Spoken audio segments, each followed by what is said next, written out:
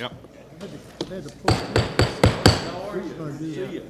Okay, everybody, I would like to call to order the public meeting of the Board of Curators and at the same time the meeting of the University at the development session. We're starting 30 minutes later than we had intended.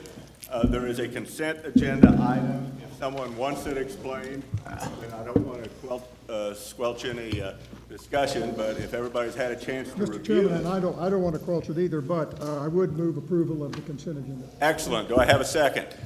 Second. All in favor? This is a board vote. All in favor, say aye. Aye. Opposed? Aye. That was an aye, right? Indeed. Okay. Any abstentions? Motion passed. The consent agenda is passed. And now we're going to go forward with the development session.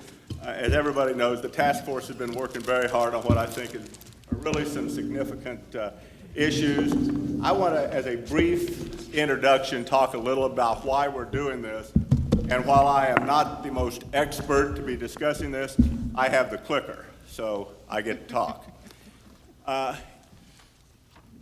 think some of you have heard me say this before, but everybody in this room is here. Either those of you who work for the university, the people of the Board of Curators, past members of the board, who I know we have one here, because we not only love the University of Missouri, but we believe in the mission of higher education. I think all of us understand that a lot of what has happened in this country that has given us economic development and freedom and improved the lives of many has come from the development of the American Research University, and in particular those public access American research universities that have become so important to the middle class.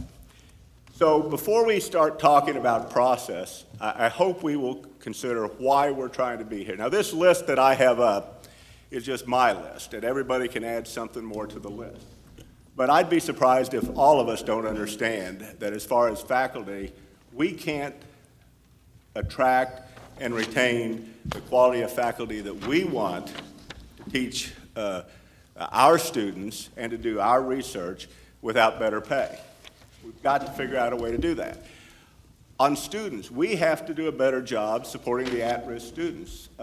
It is simply, I believe, an imperative not just for the university and a measure of our success, but for the state of Missouri and for the nation, that we graduate students at a better risk. I know at a better rate. Chancellor George and I have talked about this.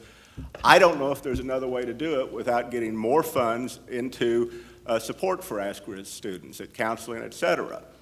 We have to maintain the affordability. We have to make the university, all four universities that make up the University of Missouri, more accessible. I don't believe it is wrong for us to try to be the best return on investment in the nation.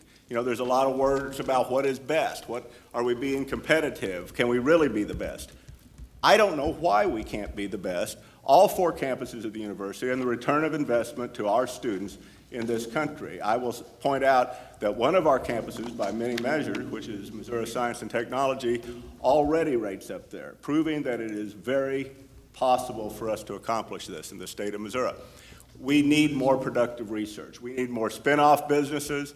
We need more economic development. We owe it to the state to attract and keep the best and the brightest people.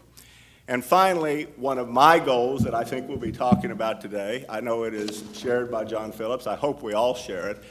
If we move quickly enough, if we can develop a governance structure that is agile today and moves fast enough, we can be one of the most nationally prominent sources of adult learning and workforce development in the nation. That's where we want to go. Now here's the problem. This is a recent book by a very well-known economist, The Case Against Education, Why the Education System is a Waste of Time and Money. This is not just Brian Kaplan as an outlier. All of you know that Peter Thiel, the billionaire, has offered a $100,000 stipend to students who will not go to the university because he says that we in higher education are not doing the job. You have comments by Charles Murray, another controversial intellectual, but with a significant following, questioning whether the bachelor's degree has not become a ripoff. We see it in much of the media, much of the blogs, Tucker Carlson on Fox, a continuing assault against higher ed. Now, the problem is this is coming at a time when knowledge has ever been more important. But I want to know if any of you know what these organizations all have in common. They are a varied group, from the Secretary of Education under Obama's Commission on the Future of Higher Education, through the National Endowment from the Humanities, all the way from the humanities down to the bottom to the National Academies of Science and Engineering. Does anybody know what they have in common? I see no volunteers. All of these organizations have, within the last 15 years, written reports and submitted reports that says higher education in this country must undergo fundamental transformation and that our time for doing so is running out. This is a quote from Gordon Gee, who is not unknown in the university community. He's currently president of West Virginia. He has been chancellor at Vanderbilt, was president of Brown University, and president of Ohio State University. The choice, he said, it seems, is this: reinvention or extinction. There's an article that I'm citing up here because despite all of these calls from different communities and wide communities, from the university community itself to conservatives, calling for transformation, why have universities found it so hard to transform? There have only been a few success stories, fundamental transformations of universities. For the most part, we have been locked in to the rich get richer and the poor get poor. These are just a few of the reasons that Diamond gave, and you can decide whether they're right or not. University leaders are risk averse. We've got university leaders here. I hope during this discussion you can answer that question not only to the task force, but to yourselves. We have 4 university campuses. It says university individuals are more committed to their unit, their campus, their college, their department, than they are to the institution. I want all of you to ask yourselves, can we survive with that lack of team approach and tradition, which is good and it's bad, but I'm quoting from Michael Crow up there that no institutions are more bound to tradition than the one we're working in. He also talks about a flawed search process where status quo success is rewarded and labor issues, which of course we're starting to face right now, which tend to quell innovation. Now, I said that those were excuses because I will tell you, this is just speaking for myself, I really get a little hard of hearing how hard it is for universities to change, as if it's something different than the rest of the world. Think how hard change is. 10 years ago, I needed to lose 10 pounds, and now I need to lose 20 pounds. It is just damned hard to change. Every institution has a hard time changing. People don't know how to manage risk without tremendous support from each other. And everybody needs to understand, there was the book written on Who Moved My Cheese. Once you start trying to make change, you've got to expect the pushback. I'm always amazed when I look at the history of this university that the repeated times of transformation all ended because there was pushback. Well, that's what happens with change. There's pushback. It's going to take perseverance. It's not going to just happen today. It's going to take a continuity of leadership, which we have not had at the university. But frankly, it's just going to take hard decisions, and not everybody's cut out for change. What I have observed over the years at the university is we had set up a governance structure where the big decisions kept getting moved down, and then a dean or a department head would say, we can't do this, and the whole university would throw up its hands and say, we can't do it. If we're going to be great, if we're going to survive, we can't do that anymore. Which gets me finally to why we're here today. Again, my observation of the history of this university is that despite, and I was surprised by this, Darrell, that we have a lot of good CRRs, that we actually have a good governance structure in writing that we're going to be making some changes to, but it's basically been ignored over the years. We're going to work on defining the roles all the way down through faculty and staff. I believe in shared governance. I believe in academic freedom. I do think that somewhere at the University of Missouri, on its 4 universities, it got blurred.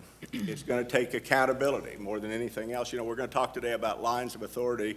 To me, what's important when we have this discussion is how do we set up accountability and then holding those individuals and those roles accountable. These are my words. Words are just wind. It was really stunning to me when we started this task force to find out this has all been done before. We're not reinventing the wheel.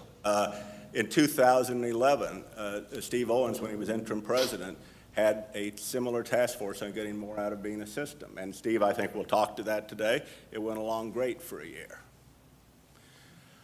It all started, how many of us remember Roll and Scope? Marcy, you remember Roll and Scope? Sure do.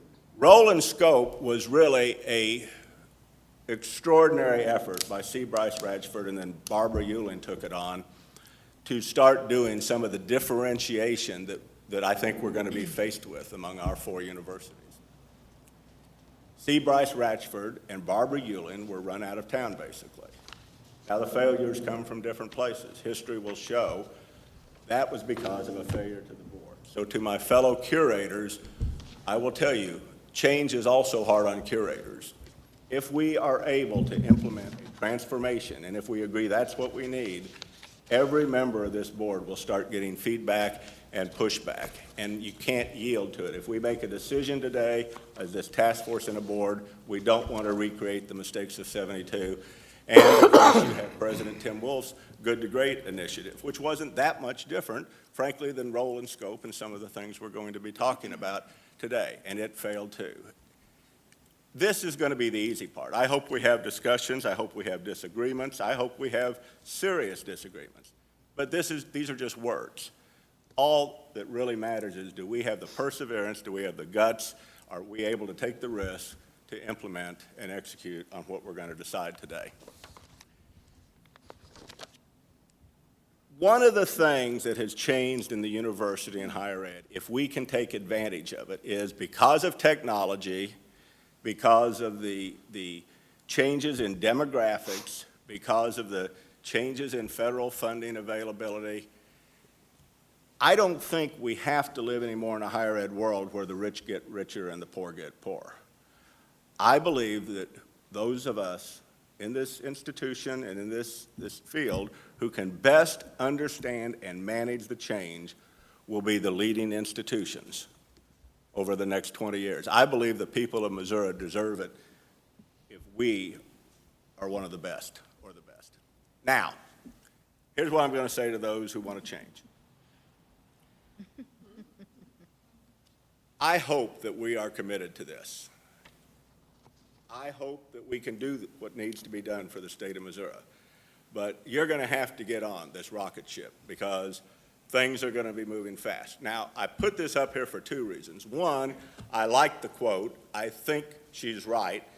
If you get a chance to be part of a great institution, don't worry about your smaller unit. Worry about the institution. But there is one concern I have. We are Missouri. We can't really afford a rocket ship. But we can still go at moon speed. And with that, I hope I didn't bore you all to death. But with that, that's what I would like us all to keep in mind. I don't think this is an overstatement. If we can accomplish what we need to accomplish, this will be a turning point in the University of Missouri and in the state of Missouri. And I hope we have the guts and the perseverance and the ability to do that. Now I'm turning it over to a guy who's put in a tremendous amount of work on this task force, Darrell Chapman. Thanks, Dave. Thanks, Dave. I just want to give a little bit of a background on all the work that we put in, the task force and various other individuals around this table. So in January of 2018, Chairman Stillman created the task force to evaluate and provide recommendations on how we can operate better as a system. The task force began with a lively discussion about Collective Rule 20.010, the one university concept. This included discussing the 1967 letter from President Weaver, where he addressed their issues at that time with operating as a system. And we saw and noticed that we have some of those same issues today. Steve Owens then interviewed chancellors, provosts, and some of our general officers to gather information regarding how we can improve as a system. From there, we highlighted several themes that arose from his report, such as culture. We need to improve that culture, orientation programs, reinforcement of culture, and identification of barriers to collaboration, and most importantly, to establish trust. During their June development session, the general officers, chancellors, and provosts were asked to provide specific recommendations to address the themes identified in Steve's interviews. Also, each campus was asked to create short summaries of what their top programs and unique characteristics are. We then heard from faculty, students, and other stakeholders to get their input on the recommendations reflected in the matrix of initiatives that is in your appendix on June 22nd during our board meeting in an open mic format. I think some of you would remember that. The chancellors also finalized the unique characteristics and top programs document, like I said, which is located in the appendix. The info is useful in a variety of ways, which we'll discuss today. Very useful to the board, administration, faculty, and students. We then moved on to governance in order to clearly establish how our system should operate and to create a culture of trust, transparency, collaboration, and accountability. I want to say thank you to all the members of the task force, including Curator Julia Brunsick, John Phillips, President Choi, Chancellor Agrawal, Interim Chancellor and Provost Barb Bickelmeyer, Alex Cartwright, Chris Maples, Ryan Rapp, Steve Owens, Terry McTaggart, who will be taking over in just a second, Cindy Harmon, Nick Beidler, and Christine Holt. So Terry, why don't you introduce yourself, kind of walk through our governance document and some of the guiding principles that we established as a task force. And I want to encourage lively discussion and debate. You know, we're going to go over a lot of different things, and Terry will facilitate the discussion. Go ahead, Terry.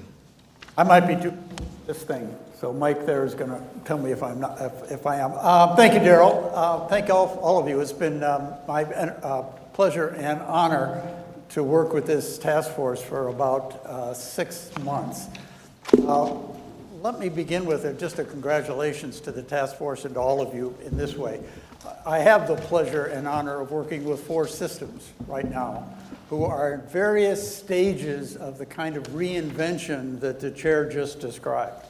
Okay? I won't mention any names and I won't make any invidious comparisons, but let me suggest why I think the odds of your pulling this off are so much greater than many others. Okay?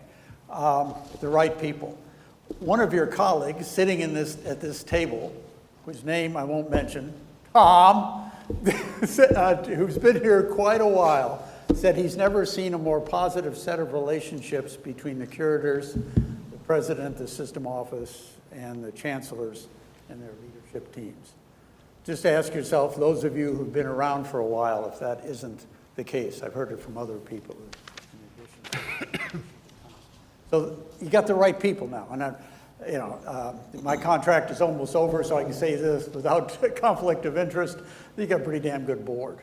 People who want the best for the system and are smart, experienced, capable, and willing to give their time. The right people. The right system structure for research universities. Not 35 institutions, 2-year technical schools, maybe a research university or 2, okay? 4 research universities, different levels of research to be sure, but in different parts of the state. This is about the right size and the right similarity among institutions to pull this off. The third thing is that you're further along than a lot of other places. Thanks to Daryl's work and his colleagues on the task force, this report is pretty straightforward. And I'm going to encourage you to talk about it in depth in the beginning in the next few minutes. But you've got a pretty good roadmap to create the foundation, okay, the governance foundation to bring about the preeminence that President Choi will talk about during the course of the afternoon as well. You got to be able to win at this game. as well, in addition to the things I mentioned, the pressures. What are we looking for here? Two words, robust conversation, okay? Whether you're a provost, a chancellor, a chief financial officer, a general officer in the system, curator, this, and particularly those who are not curators, this is the chance to have your say. And in a way, this conversation will be a kind of model of the new leadership ethic or the fresh leadership ethic within the system, which has two dimensions to it. One, strong leadership, proactive leadership is the way the president likes to describe it. But in the second part of it is shared decision-making, listening upstream of decisions being made. So frankly, if you're silent now, you only have yourself to blame that your viewpoint didn't get incorporated in this conversation before the curators take their vote. So take advantage of it, please. It's a safe environment in which to do it. Okay. Let me outline the conversation a bit, and then Terry will pipe down and we'll spread it around.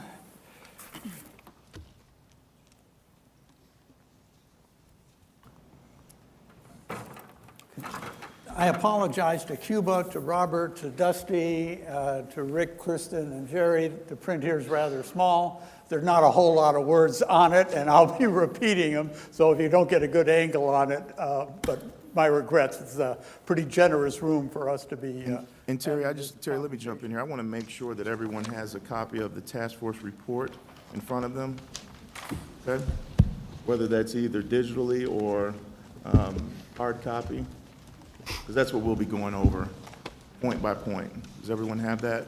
It's going to be real hard to see. Thank you, Daryl. This isn't a lecture from a consultant from someplace else. This is a conversation about this report. So thank you, Daryl. We'll be That's going right. through it, not quite line by line, but fairly in fair details. Okay.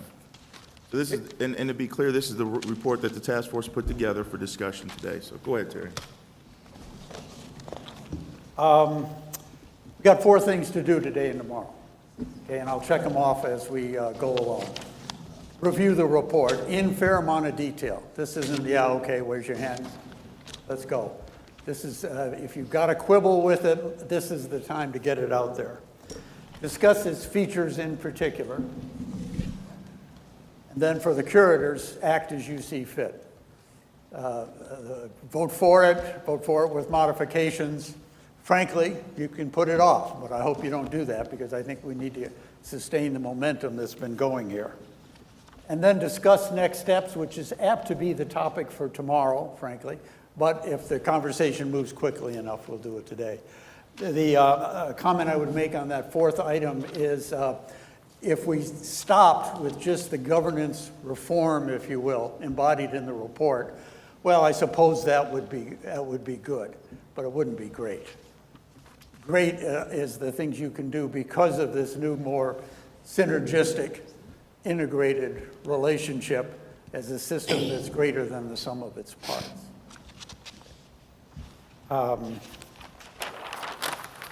In terms of our own process, our conversation, it would be great if everybody contributes. It's such a large group, if 10 or 15% don't, it's not the end of the world, okay? But if if you're an introvert or something and you're a little hesitant to speak up in this group, try to overcome that internal barrier. This is the time to get it out there. Robust conversation. Let me facilitate this thing, and that means when you want to contribute, give me a sign that you'd like to do it. Michelle, raise your hand or scratch your forehead or something. Be careful about putting your finger in your ear because I'll think you want to. The other thing is I will probably call on some people, but if that doesn't work for you, just say, I'm still thinking about it, and, would you go to somebody else? I'm not trying to put anybody on the spot, but we want a fairly deep dive on this thing, to tell you the truth. And the chair, of course, will be the chair and keep us moving, and if we need to adjust the schedule, we'll absolutely do that. Yes, sir. Does that work? Okay, now we're getting down to it. Referring to the document that Daryl and his team put together and underscoring it, take a look at that vision piece. That is new. Okay, there may have been visions before, but this particular one is new. What do you think? What do you think? Any reactions? Pro, con, It's a good vision. to the vision? Let's try to take this, I mean, frankly, it's kind of pedestrian in a literal sense, friends, but let's take this piece by piece and make sure we exhaust whatever we want to say about it. In terms of the vision, which is not extensive, I like it because it's direct and to the point. okay? Yep. Pretty easy to, other aspects of it. John, can you ask everyone to pull the mic close to that so they... Okay, Can I ask a question, Terry? I'm going to let you facilitate, but I can't help myself sometimes. I would like to hear from some of the general officers who passed this exactly what they mean by it. If we could, is it possible to hear from one or two of them who please. voted for this? What do they mean by this vision statement? I'd be particularly interested to follow up on that. What do you mean by preeminent? I mean, are you serious about that? Or is it, just, kind of a glowing adjective that makes people feel good, but you don't really pursue it? Moon, I see you picking up your microphone. So let me go first. We wanted this vision statement to be very aspirational. We recognize that we are a good system of public land-grant research universities, but we needed a vision that would rally the faculty, the students, and the staff to achieve greatness. And that's why we came up with that very simple but direct vision statement. Now, there is a question that's been asked by Curator Bernsick about, are we being too aspirational? Because if we say that we are going to be the preeminent system, who are we comparing ourselves against? We recognize that, and she also challenged us to have a investment plan so that we can realize our objectives as through this vision statement. Is Julia on the horn? Julia, are you on? Okay. No, she's not. I think John had a John, comment. did you have? I'm on. Whoops. Yeah, I'm on, guys. I'll be there in a few minutes and pop in because you're going to be hearing my Google Maps directions coming through as Okay. well. So I'll be there in a few minutes and can join you then. All right, sounds good. If we're still on this topic, she could, because as Moon said, Julia is the one that said, you guys reaching too high? Is that realistic? John?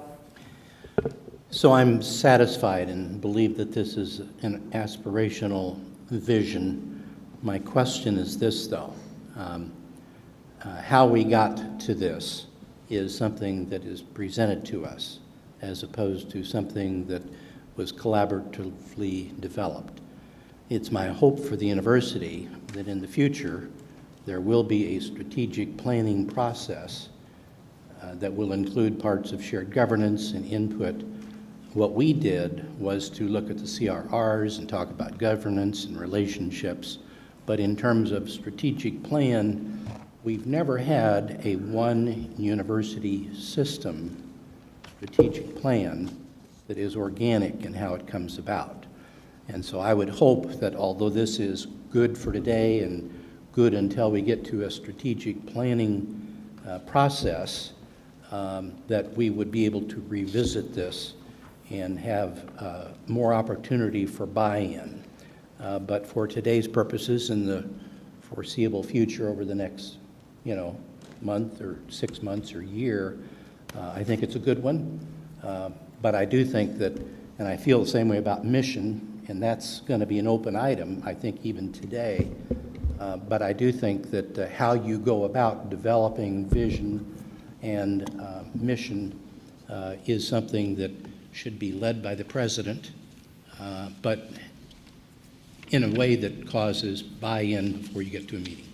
What I'm going to do, John, is put that on the next step, which is that segment we might be getting to tomorrow or later today. So what I'm going to add the strategic planning part because I don't think it's on there at the moment. Phil? What about substituting the words, one of the great systems, for the word preeminent system? In other words, maybe it's too aspirational to think that we're going to be the preeminent system, but if we could just shoot for being one of the great systems, I think we've really elevated ourselves. I'm smiling because I think that very dichotomy came up in one of the earlier conversations. Moon, do you want to address that? I was getting ready to say Oh, almost Marcy? the same thing. I was getting ready to say almost the same thing. I worry about the word "the." I guess you can have a couple of visions. One vision would be for the near term, the next decade, and then maybe another vision for 2 decades. But I think it's unlikely that in the next 6 or 7 years we will be the preeminent system in the nation and the world. But what about Missouri, Marcy? The word Well, Missouri. and I'm looking at that. Well, I think we could do that, but that's not what it says. Moon, do you want to? Let me hear some other comments first. Okay. Always good to hear from curators, but any others who have a take on this thing? I have a comment on Yes, please. preeminent. And taking a look at the preeminent. Can you use your system- mic? Can you put it a little closer? I think I am. Okay. Having a comment about preeminent system, that's one of the things that we're talking about here. It's the collaboration of our system. And if we believe what Dr. McTaggart has to say with regards to us on the leading edge of helping form what a true system is, then I think we can reach preeminence pretty easily, particularly if we're focusing on Missourians and the nation and the world. And there aren't other systems that are going to be focused on Missouri the way we should be and the way we want to be. Thank you. So,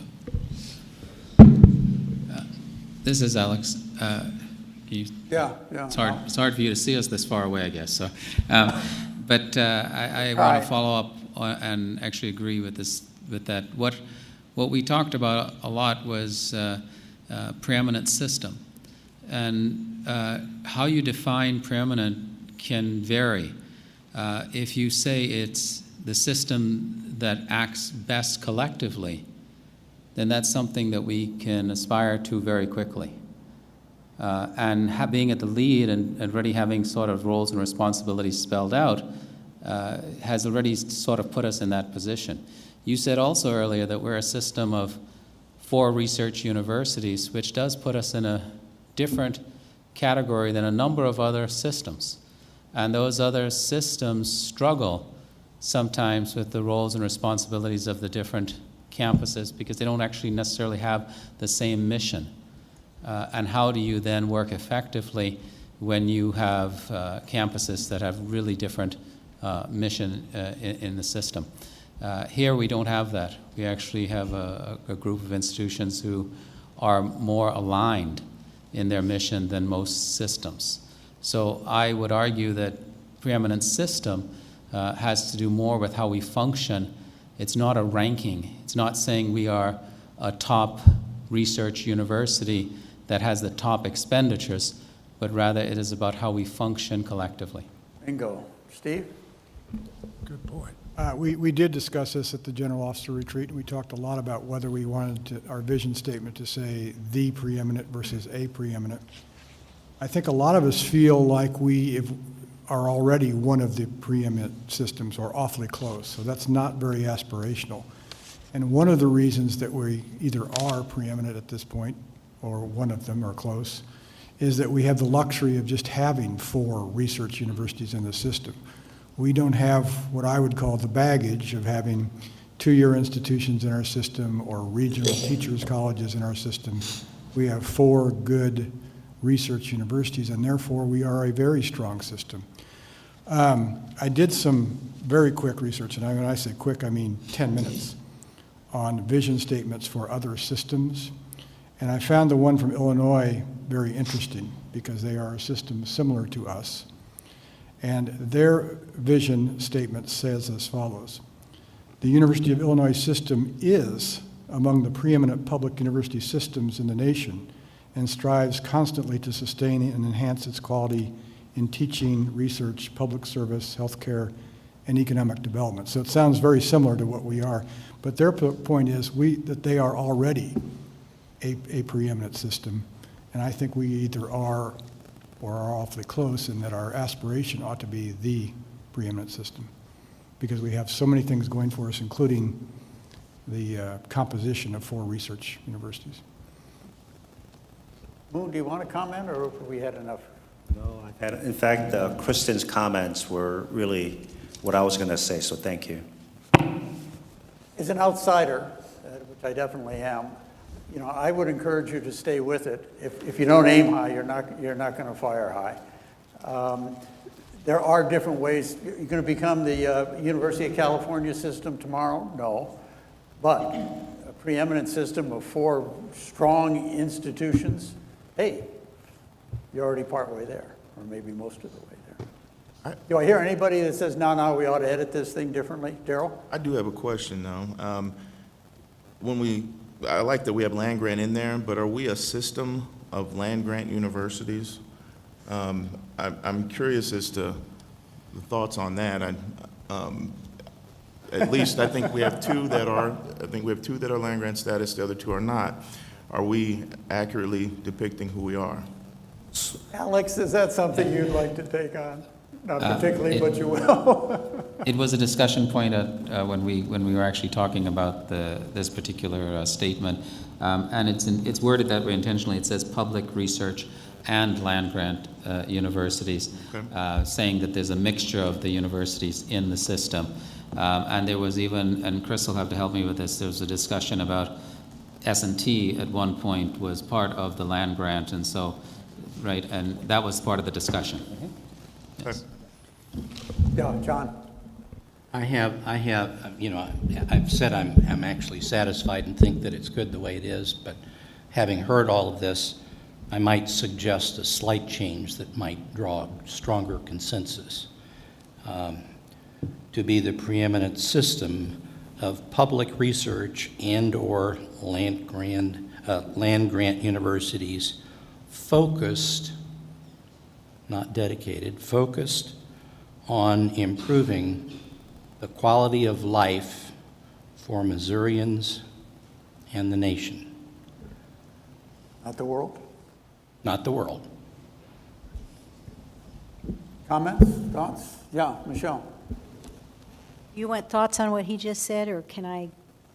If we could maybe Okay. respond to that, and then, Well, I don't have a thought about that. well, I tell you what, go ahead.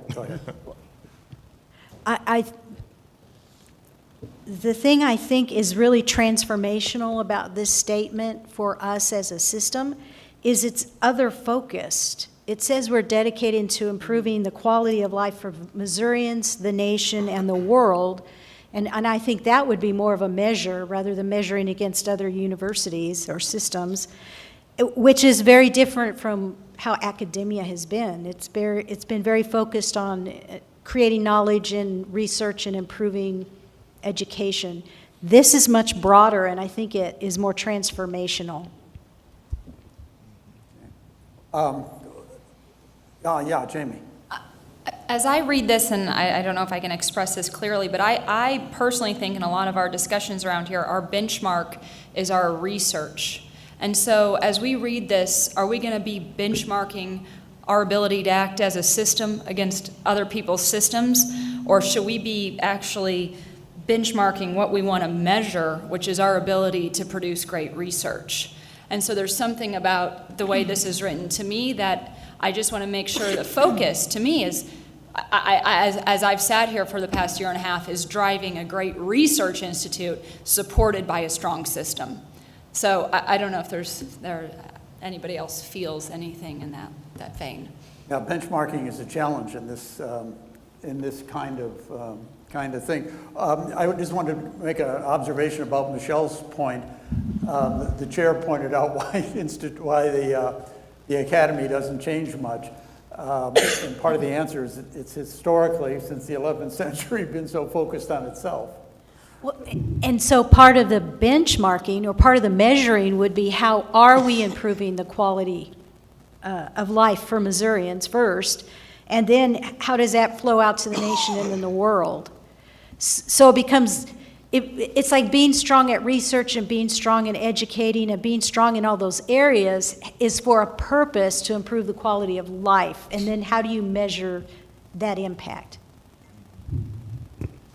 This is an interesting opportunity to suggest we don't want to get, I don't think, bogged down, if I may say, on this, which is, trying to edit it with a group like this is pretty tough. How would this sound for now? It can always be changed later. Do the and/or part that John suggested for clarification, the public research and/or land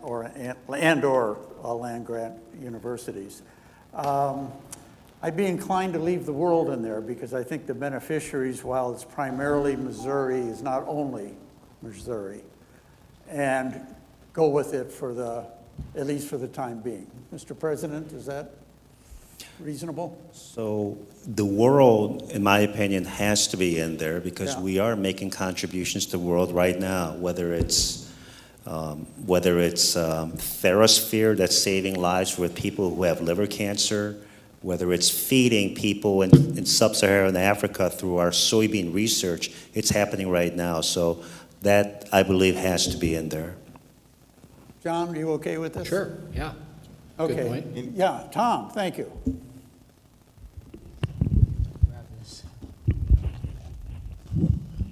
Well, I came into this not liking the word "the" preeminent. I mean, I didn't say anything in the previous meetings on that. But I have to say, after this conversation, I like it. And the question is, what do you mean by the word system? I mean, I kept thinking, well, we're going to look at Mizzou, and can they ever have the research stature that University of California, Berkeley has? And that's not reachable. Of course not reachable in the next decade. But the word system has a different kind of connotation, and it's the way the campuses work together and the way the system behaves, and this was articulated by Kristen, by Alex, Moon, and others. So somehow I'm sold, but the fact of the matter is I thought the other way when I read it. When I see preeminent system, I start thinking of, we're going to be the preeminent. I start thinking of University of California, Berkeley, and others like that. So somehow it's almost like you need an asterisk somewhere to explain what you mean by system. Okay. Julia, you're the one who, in a certain sense, kicked off this whole thing a month or two ago. You're guilty even though you weren't here. I'd be remiss if I didn't give you an opportunity to comment on the preeminent system business. I'm probably in the minority here, but I just think the mission statement doesn't really meet the objective of what I think I heard David start this meeting to discuss change and transformation.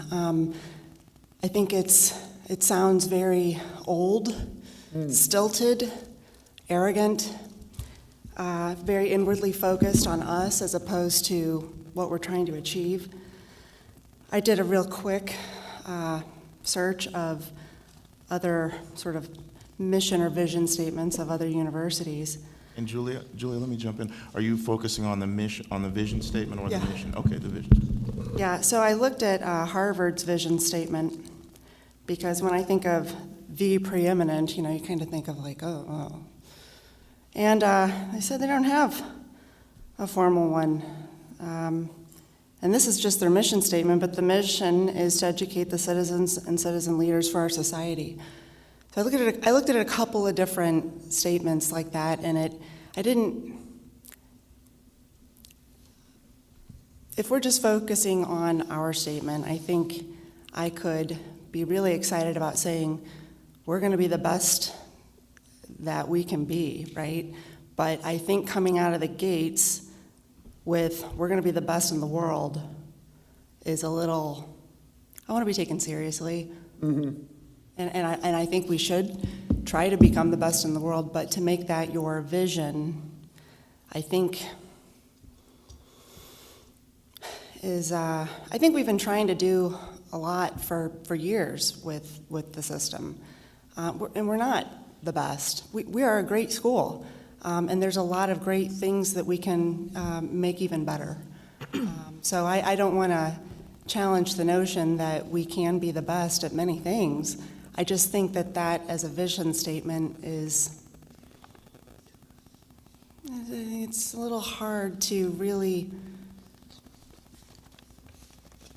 get people behind outside of the system to say that we're really taking this seriously and that we really see where we are and who we are and where we're going.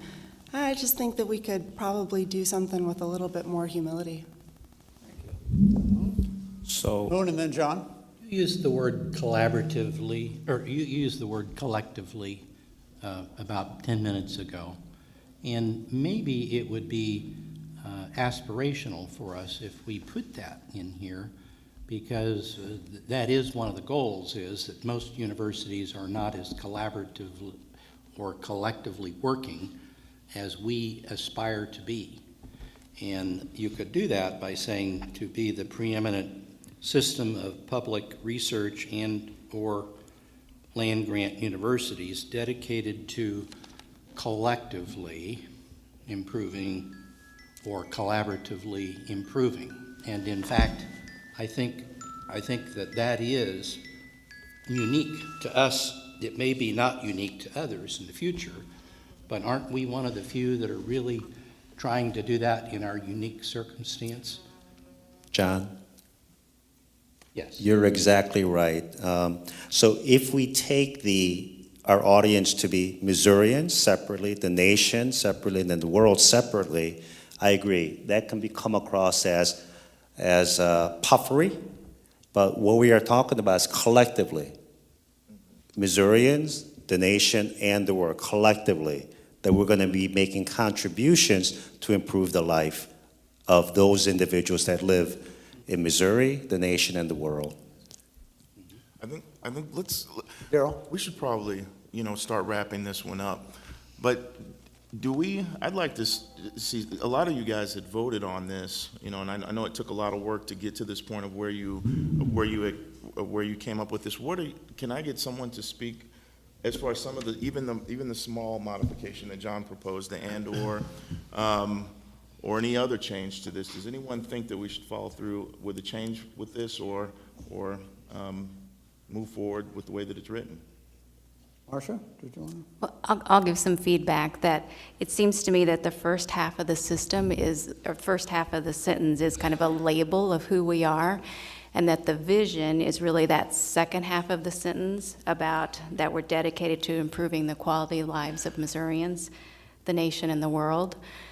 It seems like there's a consensus on the last half, and that's kind of the visionary part. Yeah, Molly. I would agree with Marcia. I think we're losing focus. Vision should be related to the second part. And it's not really new for academia, although we may have lost track of it. But you go back to the Morrill Act and why public universities' land grants were created. It was to increase the prosperity of the people. And that's what we should be focusing on. So whether we are a preeminent or the preeminent, I think that's basically falling into the trap of just looking at ourselves in academia and saying we're better than you. What we should be focusing on is the second half of what kind of impact we'll have on the communities we serve. Darrell's right, we do need to, was there another hand up that I missed? We do need to move on. What if during the break and even after this session today, we do some wordsmithing and try to bring particularly something back that is elucidated by the last couple of comments and see if we can go with that. Is that satisfactory? It sounds good. So if we're talking about the second half of this, we would say something like improve the quality of life for Missourians, the nation, and the world, and leave it at that. That's our vision. Is that what we're talking about? To be exceptional at that, right? Okay. Like you said, let's have a further discussion. Okay. Terry, could I ask a quick question? In your opinion, how many quality systems are there out there? If you just thought, I know you know. I could list 5 or 6 that I would say 5 or top 6? in the nation. Yeah. Okay. So if we adopted something here in the next day and we followed that for a year. Would we be one of those 5 or 6? I think it'll take longer than a year, but if you focus on not on the classic definition of preeminence in the academic hierarchy, because you're not going to catch up with California anytime soon. But if you focused on collaborative service to the people of the state and found ways to demonstrate that, I think people would say, Missouri's really doing something special down there. And it would join what, in my opinion, would be institutions like North Carolina, for example, or Minnesota. Can I say one thing on this? I think you just hit on it, and I was going to wait. I think it ought to be wordsmith. But, this is one of the interesting challenges that we have in both the university and in the task force, is that academia has its present way of defining preeminence. Sometimes it's by the size of the endowment. Sometimes it's by the ACT scores of the students. I am going to suggest that maybe we think about where we can be the best. Can we be the best at adult learning through online? Yes, if we got the fortitude to do it. Can we be the best at developing workforce for our state? Yeah, I think we can. Can we be the best at increasing accessibility for at-risk students? Yeah, I think we can be the best. So as we move forward, I would hope everybody will think about, are we really bound to a 1,000-year-old definition of preeminence or the U.S. News and World Report? Or if we are really serving the people of this state and this country, is there a different definition of what preeminent means? I wouldn't even use the word preeminence. I mean, it's kind of like when you say you sound like a lawyer, you know? You sound like academics, and it doesn't really get to what we are here to do. And I just think it's stilted and removed and not something that speaks of passion of the mission or the vision of what we want to do. Let's work on it. Let's work on it and see if we can get, oh, excuse me. Yeah. The suggestion I would make, and I think we've fallen into the trap several times ourselves, is we've looked at the vision statements of other universities. If we really are talking about moving in a different direction, we should look at the vision statements of places that aren't universities.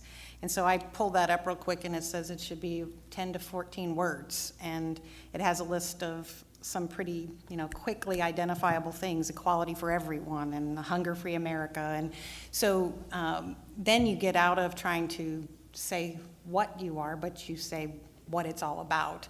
And so I think that might be leading into the kind of discussion we're having, is every time we compare ourselves to the way other universities label and do their things, then we're just falling into the same academic trap everybody's in, which is as soon as we start saying preeminent and land grant and all those sorts of things, we're expecting the public to know the inside baseball talk about what universities are and why they exist. And so it is an inside baseball term, isn't it? Whatever you may think of Michael Crow, Arizona State has become preeminent in what he describes as the new American research university. It's a combination of access and excellence in research. Moving in somehow in that direction with the Missouri genius, not imitating Crow, is worth pursuing. Moon. I like to hear others as well. Rhonda, good point, very good point. Maybe it's, well, frankly, it's been a good discussion, enough said. Let's see if we can do some work on it and arrive at something before the end of the meeting. If we can't, you got more time to get this done. Let's do it right. I could just add one more thing. What Rhonda and Julia said actually brings us home to the fact that if we're still playing by the old rules, we're probably dying, because higher ed has got to change. There's nothing new with this statement. Okay, speaking about old rules, how about the mission statement, which was written in 2003? Take out a moment, if you haven't already, please, and just read through it. And let's see what the reactions to that are. The question before us is actually similar to the vision. Do you want to stick with it, or do you want to have a group do some work on it and make it more relevant this time in the 21st century? And a little background. So the task force had seen this mission, and we had talked about it. We weren't excited about it. I don't think it, gave us a whole lot of inspiration. So we presented it anyway, as part of this report, to be discussed, with the idea that we would probably recommend changing it as a task force. So we welcome your comments.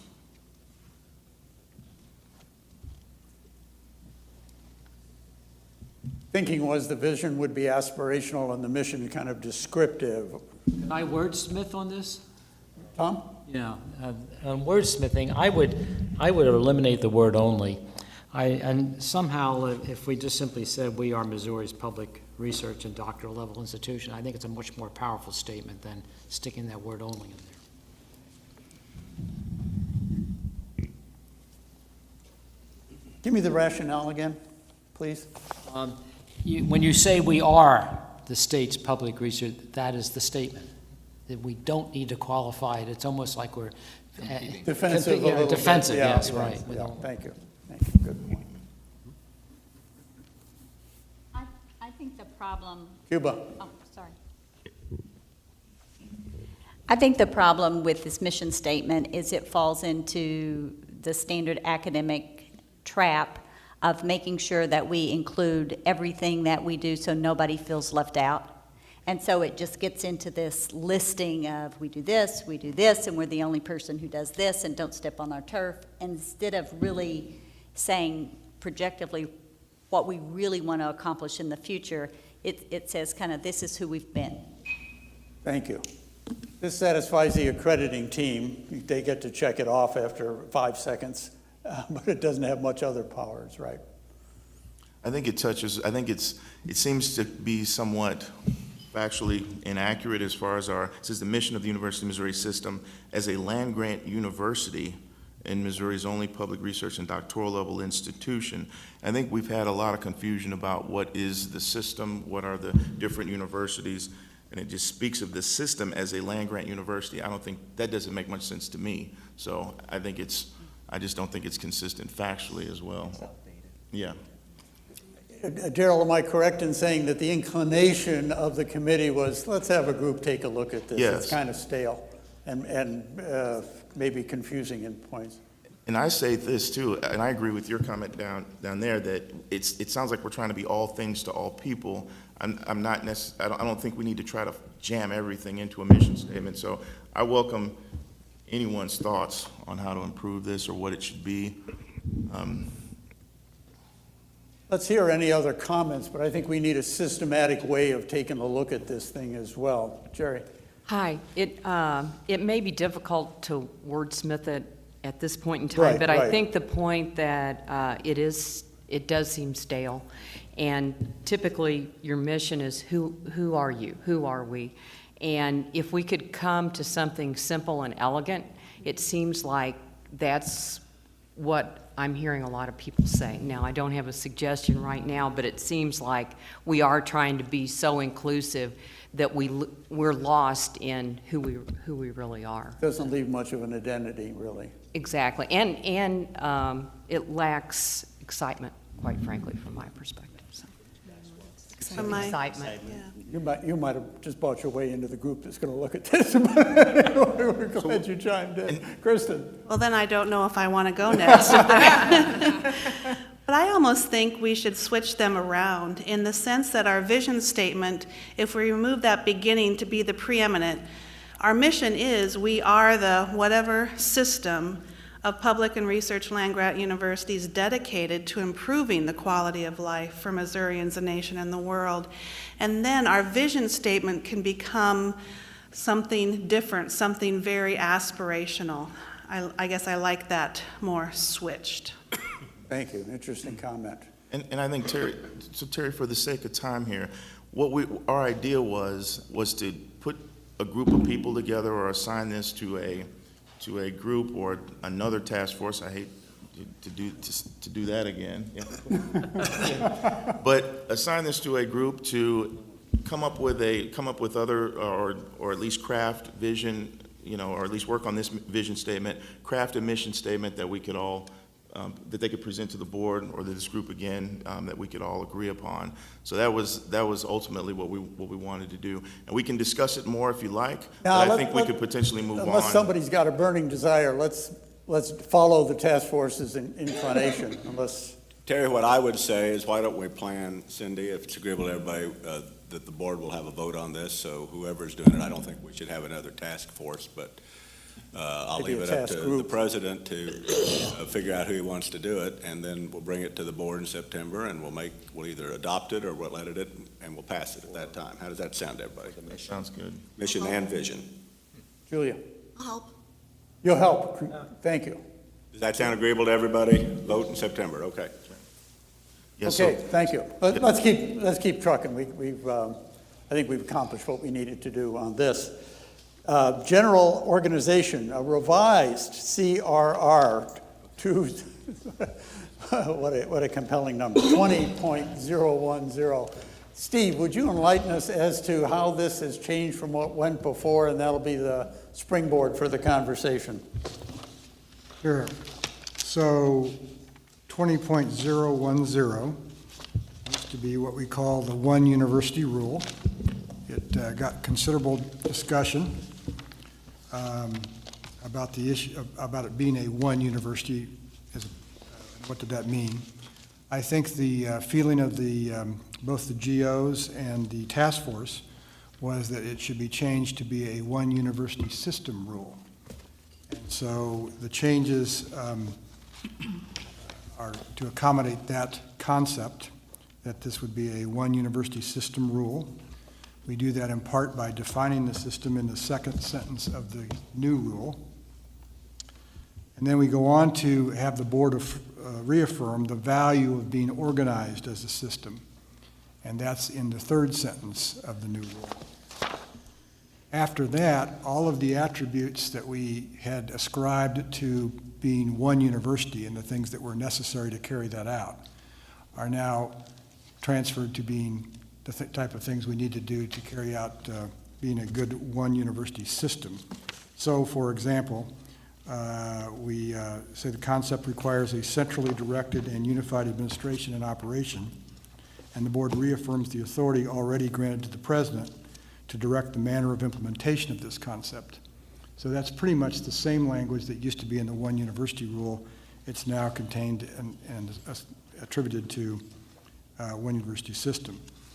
Also, we say the board expects full cooperation of the staff to carry out this general policy. Again, that was the same language that was in the one university rule. It's now in the one university system rule.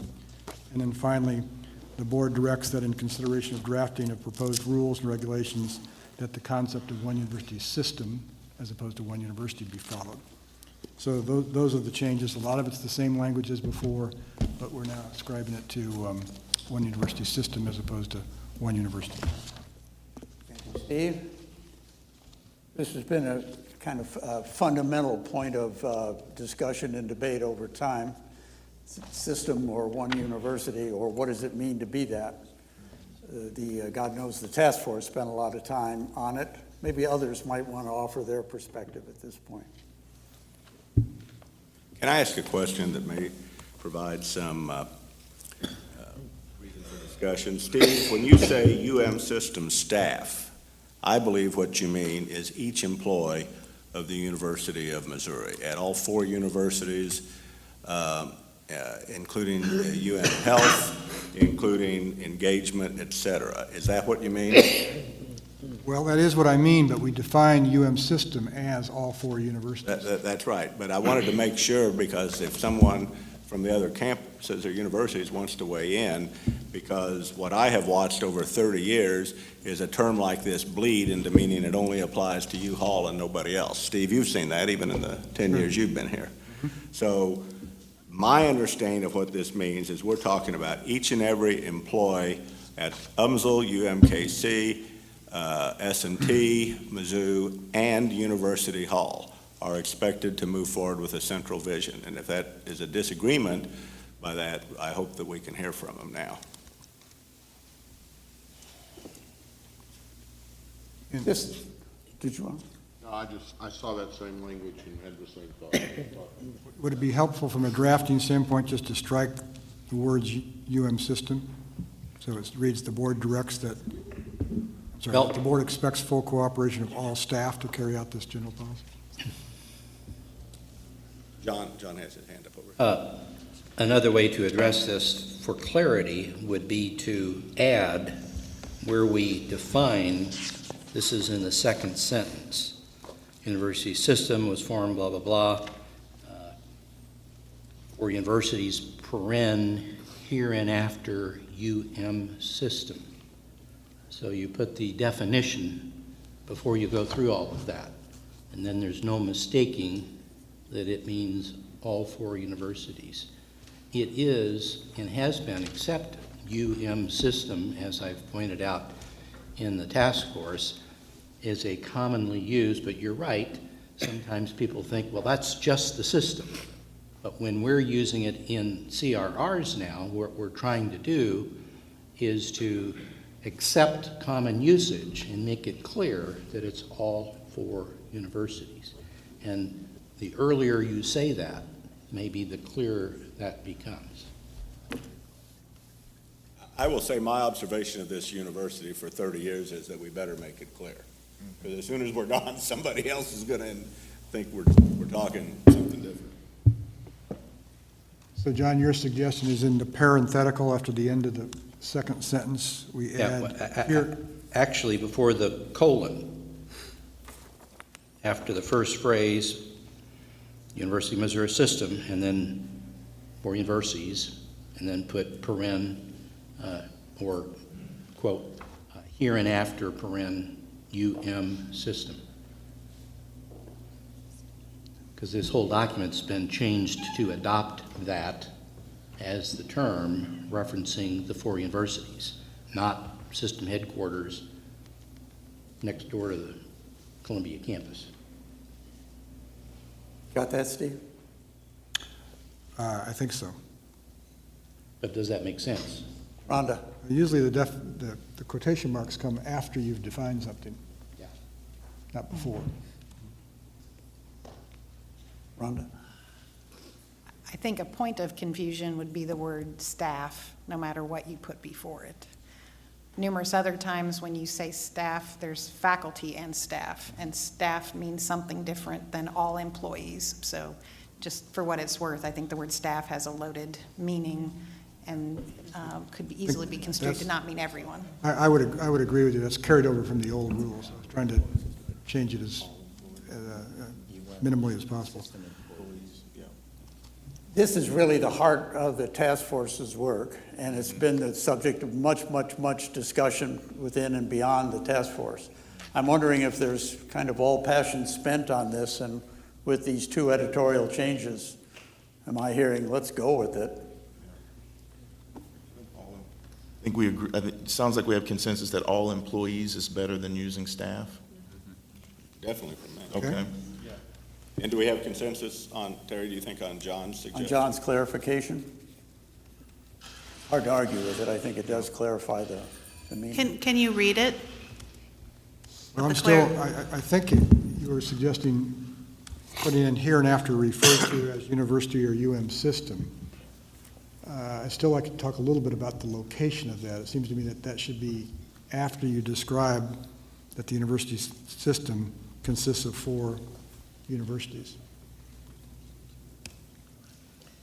So John, would it work for you if, where we currently have a parenthetical that says university or system, we add the words hereinafter referred to as university or system, but left that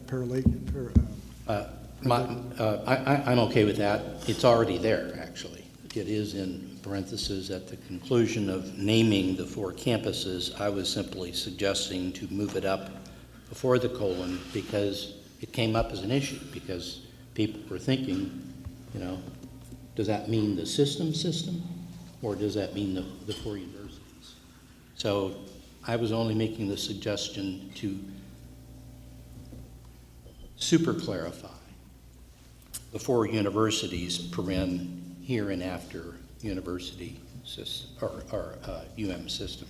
But I'm good either way. It's not that big of a deal to me. But I do think adopting that term and making it clear is important. If other people think that it needs to be earlier, I'm fine. If you don't, I'm fine with the way it is, actually. Okay.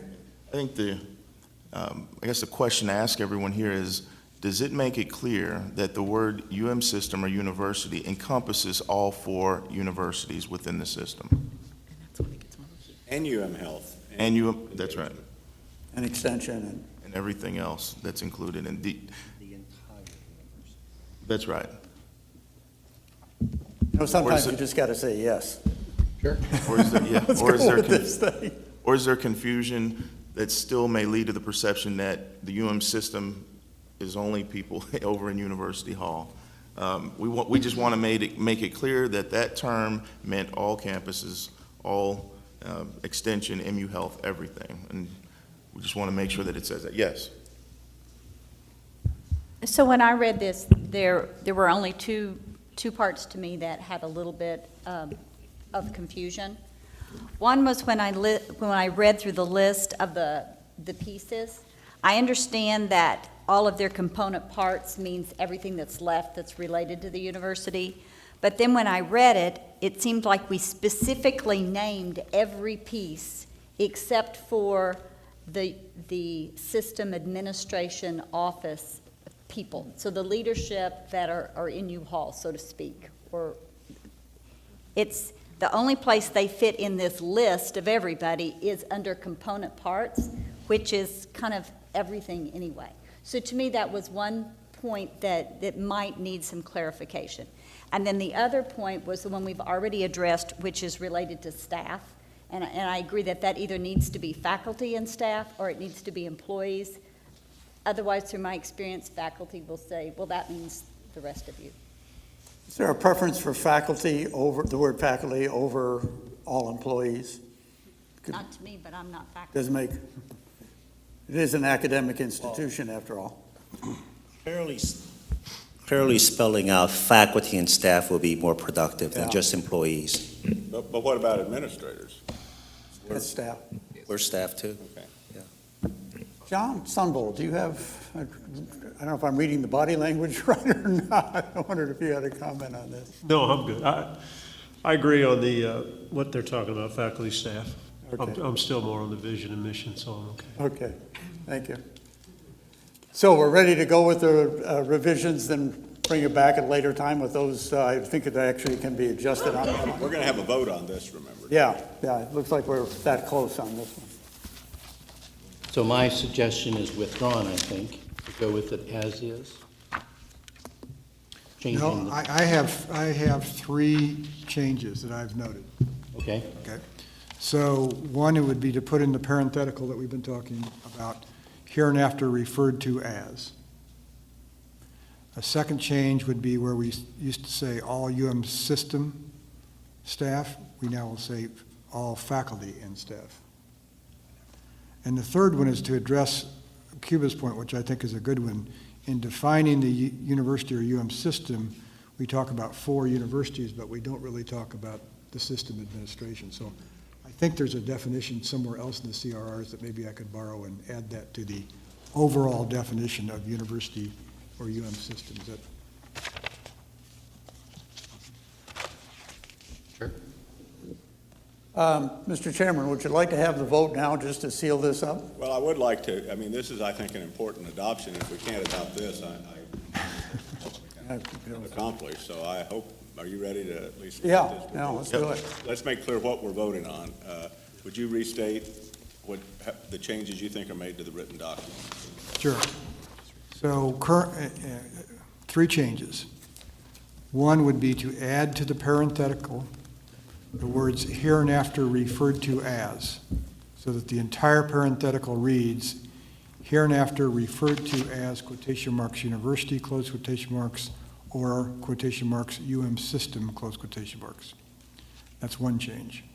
The second change would be in the next to last sentence to strike the words UM system and insert the words faculty and.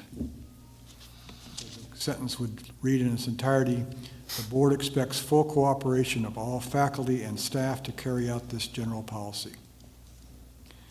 And the third would be to add in the second sentence a definition basically of the UM system administration to include it into the overall definition of university and UM system. And I think there is a definition in the existing CRRs that I can borrow to use there.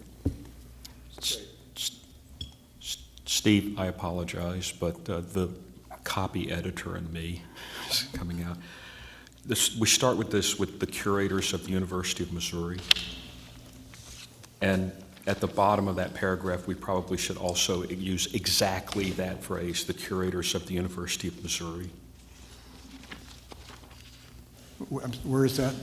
So you go to the bottom of that paragraph in the red line part that I'm looking at, and it has the University of Missouri Board of Curators. Whatever phrase we use, it should be the same. From the curators of the University of Missouri is organized as a university system. Oh, The University of Missouri Board of Curators. I don't care which one we use, it just probably should be exactly the same. well, they're not the same thing. Okay, So the curators the of the curators University of are- Missouri is the corporate entity, right? As defined in the Constitution. As organized as a university system. right? And then the University universities- of Missouri Board of Curators is the governing board. Okay. All right.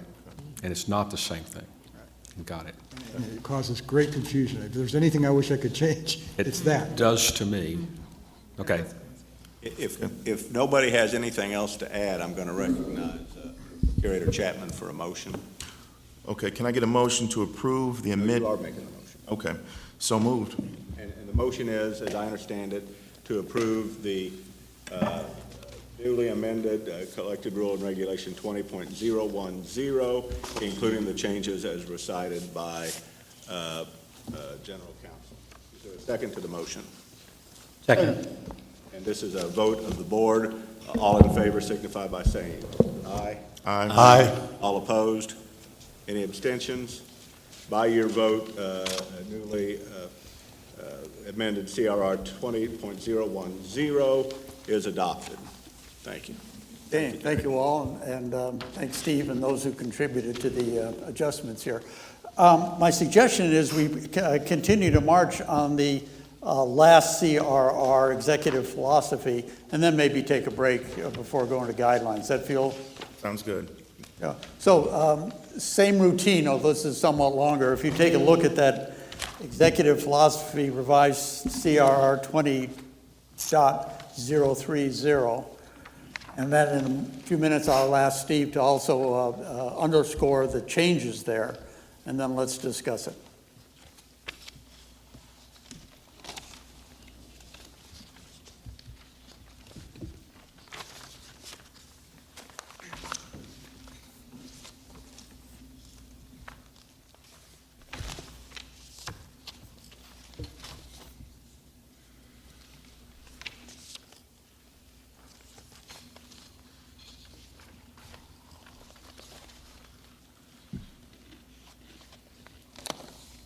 Steve, would you call our attention to the changes? I'll do my best because there's a lot more changes to this one than the other one, but the first sentence refers to the UM system as opposed to the University of Missouri. It also changes what we say we exist for. Before it said the University of Missouri exists to educate students of all ages, to promote the life of the mind, and to serve the people of Missouri, the nation, and the world. That's been changed to be more consistent with our four-pronged mission. So now it reads, the UM system exists to promote excellence in teaching, research, engagement, and economic development for the people of Missouri, the nation, and the world. So again, this is an attempt to update it and make it more consistent with changes that we've made with regard to vision and other things. Do you want to do these one at a time, or do you want to go through them all? Or? Maybe run through them if you could, and then we'll see which ones strike people as worth pursuing. In the next paragraph, we add a new sentence to the existing rule, and it says the UM system is organized as a system to achieve more collectively than its component parts could achieve individually. And that's, again, kind of the focus of the system as well as the focus of the task force review of the system. The rest of the language is the same as the existing rule, but I do need to point out that a sentence got inadvertently dropped, and I would suggest that someone move to amend it. Here's the sentence that was dropped, and it would go After the sentence in that paragraph, it says, "The Constitution of Missouri vests the board with governing authority for the UM system." And then add this new sentence, "The board is the governing authority for the UM system, each of its universities and component parts." That was in the original rule change that the task force discussed. I think that it was consensus for that sentence, and it just got dropped in the editing process. Steve, so why would we need to add anything beyond UM system when UM system is already defined as encompassing all those other things? I think you're correct that it's not necessarily necessary, but I think it's more for clarity, and there was at least some people who wanted that clarity. Does anyone think that that promotes the confusion that the system is somehow separate from the other component parts? I don't know, I'm just asking because one of the issues that I hear is that the system is somehow confused as not encompassing all those parts, and now we're breaking it down again or stating it and then adding on other things when we previously said that it consisted of everything. Does anyone find that confusing, or is that fine? I would just say if you do that, if you add that definition, then just also be consistent there and add system administration in there in addition to the universities and the component parts, so that you're consistent with the other CRR. So you're saying you would add the new sentence, but include UM system in that? To be consistent with the other CRR that you just voted on. Because I think you were adding system administration in there too. Did I? I'm okay either way. I was responding to a request from board members to make this more clear. Let's go with that. This is not a deal-breaking kind of quote, so let's just go with that if you're comfortable with it. So we'll include that and with Alex's proposed edit, which I think is a good one. Let me mention a couple of points that came up in task force discussion and otherwise was kind of hot spots in this, just to get the attitude of the group on them. One was, if we're going to emphasize the research strengths of the UM system, should we reorder the usual litany of teaching, research, and service to research, teaching, and service? And so research would come first, teaching, then service. I think the weight of opinion, correct me, Darrell, on the task force was for the people of Missouri. They send their kids here, they come here themselves as adult learners. It's about the teaching. Research to them is also important, but the teaching is sort of the preeminent, is sort of the most well-known thing. So let's stick with the conventional troika. And I think we had a divergence of views on that, because some of us feel as though research, I would vote on the side of research being most, important. I think there are opinions that teaching would be, and I'm sure there is a diversity of opinion here. I'm not sure that the language here, kind of connotes that this is a level, that we're listing it in areas of importance. I'm not sure that it, indicates that, but maybe some people feel that way by the order that it's listed. I didn't feel that way when I read it. Well, you've got a point, because non-research universities still list research after teaching, even though it might be a pretty modest affair. Any other perspectives on that? To me, it ties in a little bit to the preeminence conversation. Terry? Yeah, thank you. I noticed one thing here, maybe I'm missing something, but on the second page, talks about the basic principle in the middle there, and you follow that along, and you get down to the managers being held accountable for, and then it stops. What are they accountable for? It doesn't seem to go anyplace. Where? Results? Okay, I see it. Is there a period after results then? Phil's looking at the red line version, right? Yeah. Yeah. If there isn't, there should be, yeah. So they're accountable for the results. Results of, is that the last word? No, there's another sentence after that, Phil. It says, outcomes achieved will be measured against goals. Oh. It's a little bit easier on this one to follow the clean version.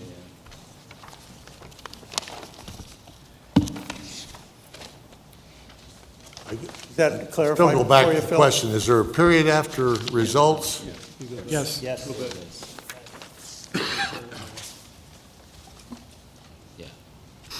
Okay, Don? gotcha. Okay. Sorry, I couldn't wait for this section, so You're I just voted for mayor. I just came in as Daryl was making comments, and I I'm wasn't just a slow learner, that's all. And I wasn't sure if the suggestion was to reorder the primary duties or not. And I want to speak in favor of putting excellence in academic and teaching programs as the first. I do believe that the first and foremost function of any university, including research universities, is that function. And I think that most universities put that first.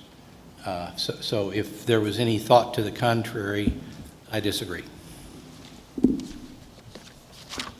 Yeah, the only exception would be Rockefeller Institute and some others that are, don't do that much teaching at all beyond the PhD. Terry, Whoops, right here, behind you. Oh, Jim. Exists to promote.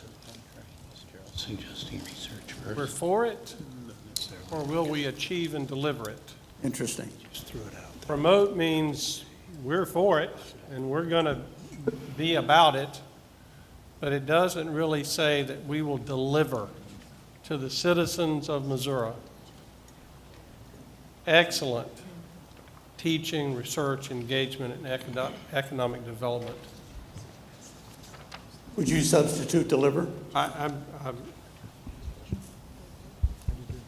I'll leave it to smarter people than I am, but promote seems to me to be a pretty Like advertising or something. non-committal word. Jim, you're in the running for the smartest because you caught it. I think as soon as you said it, I'd be surprised if everybody here didn't recognize it. And I like it too. I'll just explain to Jim that promote was from the old rule, so I prefer deliver. Or achieve. Which paragraph is that in, Dr. Spain? That's the first paragraph First under sentence, executive okay. philosophy. Curator Chapman. Right, thank you. Maybe step back a little bit from the wordsmithing unless you see something, no, Jim, I'm not. I think that was a very I do good too. addition. But just take a look at this with a little distance, and to me, it's sending a message that you've got a strong president model, and that you also invest leadership responsibility in chancellors. Frankly, it's in many ways, governance comes, I understand, from the Greek word to guide. Governance is about leadership, and that's what this is about. There's one particular point I want to come to in a minute, but this is kind of affirming that this is a strong executive model, not to the exclusion of shared decision-making, shared governance, all that stuff, but a kind of proactive, decisive, future-oriented environment which people are held accountable and expected to produce. We need to get that, and that also in many ways is one of the key elements of Daryl's task force. Any commentary, right, Daryl? That's right. So that's the kind of import of this. Maybe particularly for some general officers who in many respects are going to be, this might make a change or at least a clarification in the way they work. Any comment from general officers on this? Silence is acquiescence. Yeah, Jamie. Again, this might be off topic, but when reading this, should there be any, this is all about the executive and what we're going to do, should there be any mention to students and how they should partake in this and our expectation of their delivering great research, being great academics? just them participating? You know, it's everything that we as the system are going to do. Do we invite our patrons back? You know, personally, I'd like to comment. I'm not sure this is the place, but this whole thing has been sort of devoid of the customer, the student, the client, the friend, whatever way you want to describe them. I'd like to kind of keep that one, if I could, in mind and maybe it's in the guidelines section, find a way to bring it back in. Jamie, that's a good question. We actually did discuss students and what their place was in this document. And although, you know, they're the most important thing on our campuses and our customer, we decided not to include. It's mostly been delegated to the chancellors, you know, to run their campuses and to deliver the best education that we can deliver. So it wasn't something that we were going to put in our executive philosophy related to the students. And that's something that we discussed with the task force. Maybe I'm missing something. If anybody has any thoughts on that, please chime in. But we just didn't, we discussed that, but we just didn't feel like it had a place here. Terry, I've got a question, and perhaps to Moon and the chancellors. On the fourth paragraph, about 2/3 of the way down, I'm not too sure this language is 2018 language, but it's a question I don't know. It says the chancellors will also grow their university advancement programs through private fundraising and other activities that increase community support for campuses and the UM system. Is that where we are? Is that consistent with what is envisioned now for the one university system? I don't believe so. I don't believe it is either. Marcy, could you say a little bit more about that? What part seems out of sync to you? Well, you know, if you read it, because it doesn't say and are, it almost makes it appear that the chancellors are responsible for raising money from within the community, which obviously hasn't been done for years. But that's not my concern. My concern is the tension that can be created on occasion between system and a campus in the area of fundraising. And I don't think this sentence effectively addresses that issue. Let's take up that issue because it is an important one rather than put it off at the moment. I'm sensing otherwise widespread acquiescence in this description, but the issue is what is the system role in fundraising conducted by the chancellors, their foundations, campus? Is that correct? That's part of it. Can I ask a question? Isn't it, Marcy, even broader than that? It's also who gives the strategic oversight and how we handle this. And the way this is worded actually might be part of the problem that this university system has suffered from in 50 years, where we have not done things in the interest of the state or the university as a whole, but have, as I pointed out from that article, been more interested in the unit rather than the whole. And David, you're exactly right. It is broader than that. And quite frankly, I'm not too sure that we have enough time today to address this particular issue. This is a broad issue that involves a lot of discussion between the system leadership, campus leadership, and I think we need more input on this issue than that would allow us to come up with the right language today. Let me point out one thing about that sentence, and I believe that sentence was recommended by a chancellor, but I'm not sure about that. But it needs to be read in conjunction with another CRR. So we have a whole chapter on development in the CRRs, including one which is 30.010.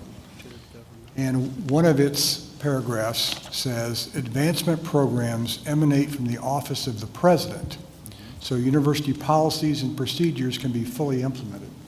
So the idea there, when you read these two sentences together, is that the president makes sure that development programs are consistent with the University of Missouri system's policies and strategic ideas. This sentence, I believe, that we're talking about now, spells out the role of the chancellors in carrying that out. But Steve, don't you think in light of what Curator Graham said, it could be misunderstood? And as we all know, one of the issues that we are dealing with right now in a time of scarcer resources is figuring out how we can handle development in a more efficient and more universal or global view. Can I suggest, Terry, I want you to, and I'd like to hear all four chancellors weigh in on this before we stop, but I believe that I would like to see that taken out and we specifically address, and maybe put that on first steps, the role of advancement and how it works. Fair enough. John? This was a topic that the task force did talk about and recognized as an issue and as a culture that needed, at least at the very least, oversight, that they ought not be totally separate, independent, and sometimes competitive missions. And I think actually that Steve quoted what he just quoted to us during one of those sessions. And there were some side conversations recognizing it as an issue. Part of the solution was Steve's reference to 30.010. And also, it is built into, when we get to the point where we're talking about guidelines, principles, and so forth, under leadership, under chancellor, and you'll get to this, I'm sure, this is for the chancellor's duties, engage in fundraising consistent with system strategic goals, which I think leads you back to the other CRR. Part of, I think, our consternation today is this sentence standing alone may be misread, but when you put it in context, there is an interest in making sure that in the future there will be oversight from a system and board standpoint on major fundraising. John, then should this be rewritten to make it clear to refer to the applicable collected rules? And maybe to the chancellor, to the, whatever we're going to call this next section that you're going to get to, leadership, well, it's under guiding principles. But you could refer to both, and then somebody couldn't read that sentence, because standing alone, it could be misinterpreted. So I have two suggestions. One is we could just take the sentence out and deal with it later. Just take the sentence out. Another would be to say consistent with CRR 30.010, the chancellors will also. I think I would just take it out. Is there a consensus on the board as to, because I'd like to get a motion on this. Is there a consensus on the board as to whether we're modifying that sentence? And of course, we ought to let the boss weigh in. I like to kind of, he's sitting right here beside me. I mean, fundraising is an important role for the chancellors. So if we do keep that in there, stating that it's to be consistent with CRR 30.001, I think will clarify what we mean by the chancellor's role in fundraising. And I think that makes sense. But are you? I think it makes sense to refer to the details of the applicable CR. Let's hear all four chancellors weigh in on this. Yeah, let's hear from the chancellor. Chancellors? We'll start with Chris. Chris, you want to start? Sure, I'll start. I don't mind the sentence being removed, frankly, but we are responsible for this. We do these things within an overall system goal, set of goals and expectations. We have different constituencies that we work with. It would be interesting to have our fundraising professionals weigh in on this with some of their comments about how that works, because they actually know that, I mean, they're where the rubber meets the road in terms of how this works and how they would implement it. That's a good point. Alex? I mean, I'm right where Chris is. I mean, I think it's okay to. Can you bring it a little closer? I think it's okay to take it out. I do worry, without it being in there, that there's no mention at all to the role in advancement. So it, maybe a reference to the CRR on advancement would solve that and get rid of some of the other detail that's in there. Thank you, Tom. I think it's good to have it in there if we get some qualifications. A beautiful case in point right now is the Translational Precision Medicine Initiative, which is major, and it's one that all the campuses are looking at now. And we definitely, in this particular case, need oversight from the presidents and the systems office. So we have a case in point right now that refers to this. Thank you. Molly, we're going to get in on this? Yeah, I would prefer we leave it in there, but clarify, as Steve and Moon said, just clarify that consistent with the other CRR. To the point that Chris Maples made, there's supposed to be a council, council for institutional relations with membership of advancement officers and outreach officers. So we will reconstitute that council. So are we, Mr. Chairman, do you think you're comfortable calling the vote with the adjustment to that sentence referring to the other CRR? Might I ask you? Jim. And I apologize, I seem to be stuck up the page.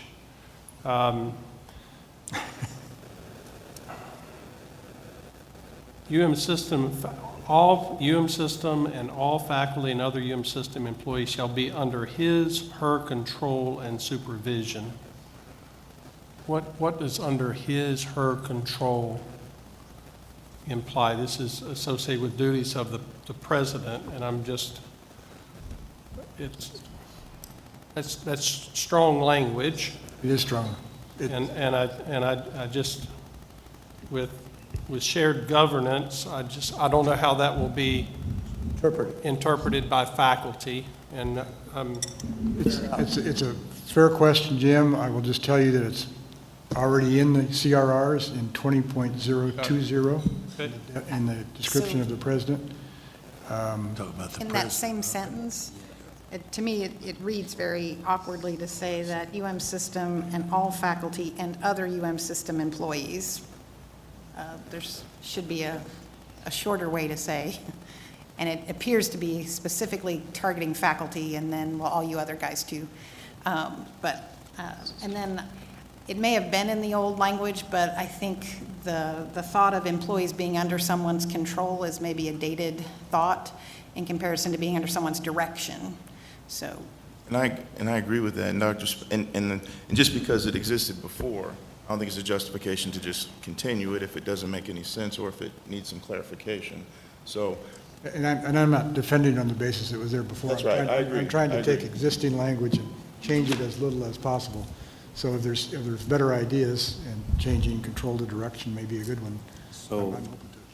how about direction and supervision? I just, control, I think, is a. That can have a negative connotation, right? And I don't. Unintended, but negative connotation. And unfortunately, when this is shared out, folks aren't going to understand that it was in the previous language and that it's just been carried over. And if there's, I think, a more positive leading or style of leadership that our system presidents uphold for us, than control captures. Jim, I asked the very same question before the meeting started because I was concerned about that. And in today's time, control is almost an offensive word. I think we can eliminate that offensiveness with getting rid of that word. I don't like the word at all. What were the words you used, Moon, again, to substitute? Direction and supervision. Is that okay? Is oversight as good as supervision? Oversight? I think I think oversight is a more dotted line, and I think. I don't think oversight works. I much prefer supervision. Might I also make another recommendation to Rhonda's point about the language, so that we're consistent in the language that we're using? Yeah. So that it states, the president is the chief executive and academic officer of the system. Something to the effect of, that's awkwardly written. Can you use the mic? Yeah, I couldn't hear. I'm just looking at Rhonda's point earlier about how we're defining the employees. And I think we should use language that's consistent. So I think earlier we talked about using faculty and Right. staff, so I would suggest that we incorporate that language again. there. Outsider, I think supervision has a kind of 19th century quality to it. Oversight, I mean, after all, are you going to, supervise the teaching of a faculty member in Kansas? How about under his or her leadership? Direction and leadership? I don't think that's the same, but that's okay if we want to, I mean, I think. Well, I'm looking at Moon here. This is about his job, so. Okay. Kind of like to get to a resolution on this because we're not far from, I think, some agreement on this one. So Nobody gets a break till we vote. nobody leaves their chair. John? While Moon's thinking about that, I've got another point in the paragraph that is a grammatical point. And so Moon, continue to think, and then come back to him on that. Okay. Because this is an important word Okay. or phrase for Yeah. a lot of reasons. But on the third sentence, What paragraph now? the same paragraph. Okay. Just back up to the third sentence in the paragraph. I noted that it's a run-on sentence that starts out using a verb and then departs from that. And you've got 4 different concepts there, but only one of them is a verb. And so you can deal with it one of 2 ways, I think. First of all, it's a little bit redundant. I'm not sure which sentence you're talking about, John. Third sentence. How does it begin? Fourth paragraph. It begins the primary duty of the chancellors. Oh, I'm in the wrong paragraph. Yeah, is that the third sentence? Yeah, Yeah. that's the third sentence in the 4th paragraph. To attain, so there's the verb, and then we go through 4 different things. So you could either put paren 1 on paren, or alternatively, you could say the following colon. Yeah. But it's grammatical, but some English lit guy's going to pick it up. And so as a housekeeping matter, maybe you could make it a consistent sentence, even if it's a run-on. Or 2 sentences or whatever it Yeah. takes. To, Okay, that's it. Yeah, thank you. Can we recapture where we are with changes? Because we're going to have Yeah, a motion. I lost in a that minute. last one, I'm sorry. So what is the suggested change, John? A grammatical change in the third sentence, just, Of the 4th paragraph. yeah, third you read it, sentence you'll of see the it. 4th paragraph. I found the location. What are we doing to it? Either setting it off with a colon or doing it numerically in parentheses, just so that it's understandable and you don't move from action So to we put effect. we put a colon after the word to, T-O. That's one way to do it. And then separate those phrases by semicolons? Does that? Yeah, Checks. yeah. Okay. Thank you, John. Back to Moon. I think the key thing now is the Yeah, the words that you're comfortable with as a leader. Leadership is good. How about direction and leadership? Okay. And I'm good with that. so it would read something like this. This is the 3rd paragraph. President is Chief Executive and Academic Officer of the UM system, and all faculty and other faculty and staff, all faculty and staff, I think, shall be under his direction and leadership. / her. Yeah, his or her, Yes. excuse me. Yeah. It's there. Thank you. It is there. I'm about ready to There. recognize Daryl for a motion, Terry, but I can't figure out where we are exactly. You want me to So go it's not over even that? me saying it, but I want to make sure everybody knows what we're doing. Because I counted 4 changes, right? Or did we get to 5? Well, let's hear from Steve. He's So, correcting this. and I assume we're okay with the other 2 paragraphs we haven't talked about, which were almost verbatim from the prior rule? Steve, we can't hear you. Okay, What are you saying? so there were two more paragraphs. I assume we're okay with those. They're virtually verbatim from the prior rule. Hearing no objection. Okay, all right, here we go. Steve. So here are the changes I have. In the first paragraph, we are changing the word promote to deliver. In the third paragraph, second sentence, we are striking the phrase "other UM system employees" and inserting the word staff. In that same sentence, we're striking the words control and supervision and inserting the words direction and leadership. In the next paragraph, third sentence, we are putting a colon after the word to and then separating the phrases by semicolons. In that same paragraph, the sentence that begins, the chancellors will also grow, we are adding at the beginning of that sentence the words consistent with CRR 30.10, comma, the chancellors will grow. So the colon doesn't quite cure it, but Steve, you can cure it when you think about it.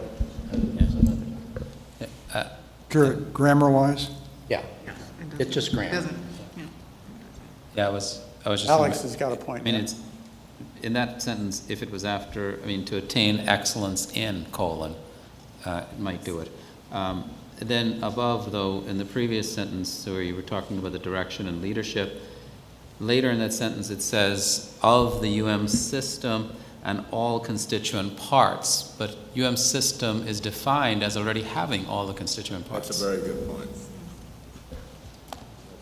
So you strike that? I heard it, yeah. Yeah, that's right. We could say, Mr. Chairman, are you comfortable with the adjustments? Yeah, except I think that what Alex just said is absolutely spot on.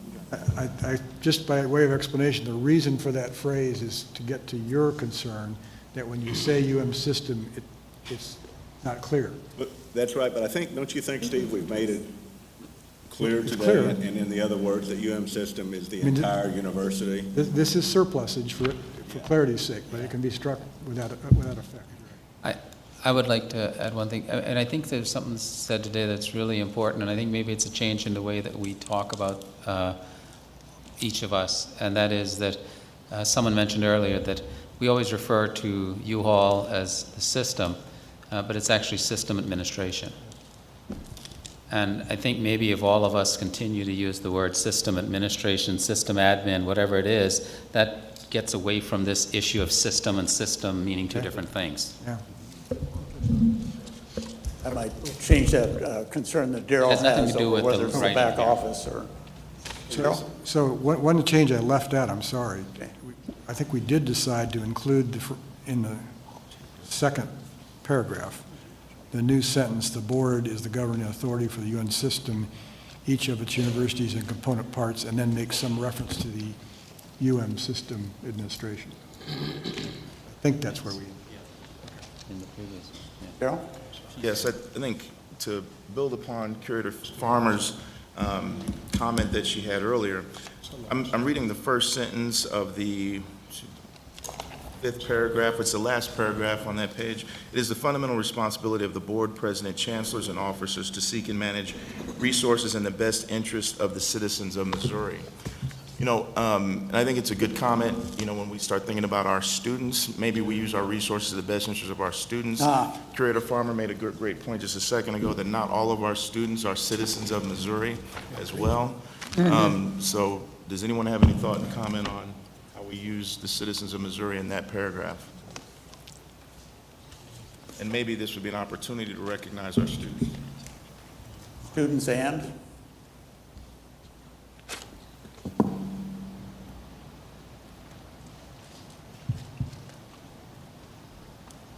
So, yeah, you make a very good point, especially about citizens of Missouri. How about if we end that by saying, officers to seek and manage resources to achieve the vision and mission of the University of Missouri system? yes. We're assuming that our mission statement will have something affirming our commitment to our students, right? Good point. Steve has incorporated that. I was just going to say, before I make a motion, we don't want to end up in a position where we indicate or believe that the interests of our students are different. Yeah, than the citizens. Because I don't believe that's true. I think that is part of the false dichotomy that has occurred in the past that we need to avoid. With that said, do we have consensus? Does anybody want to weigh in? Because I'm going to Well, I do have a question, because when you did the summary, Steve, I'm not sure we got down to the sentence that Moon was pondering on. Did we? Leadership and direction, wasn't it? Yeah. No, I thought he came up That's with the leader. That's the last change? I believe Moon So weighed in on that. I think what he was thinking about, we came up with the phrase direction and leadership instead of control and supervision. Okay. And that's the same phrase that we use up above?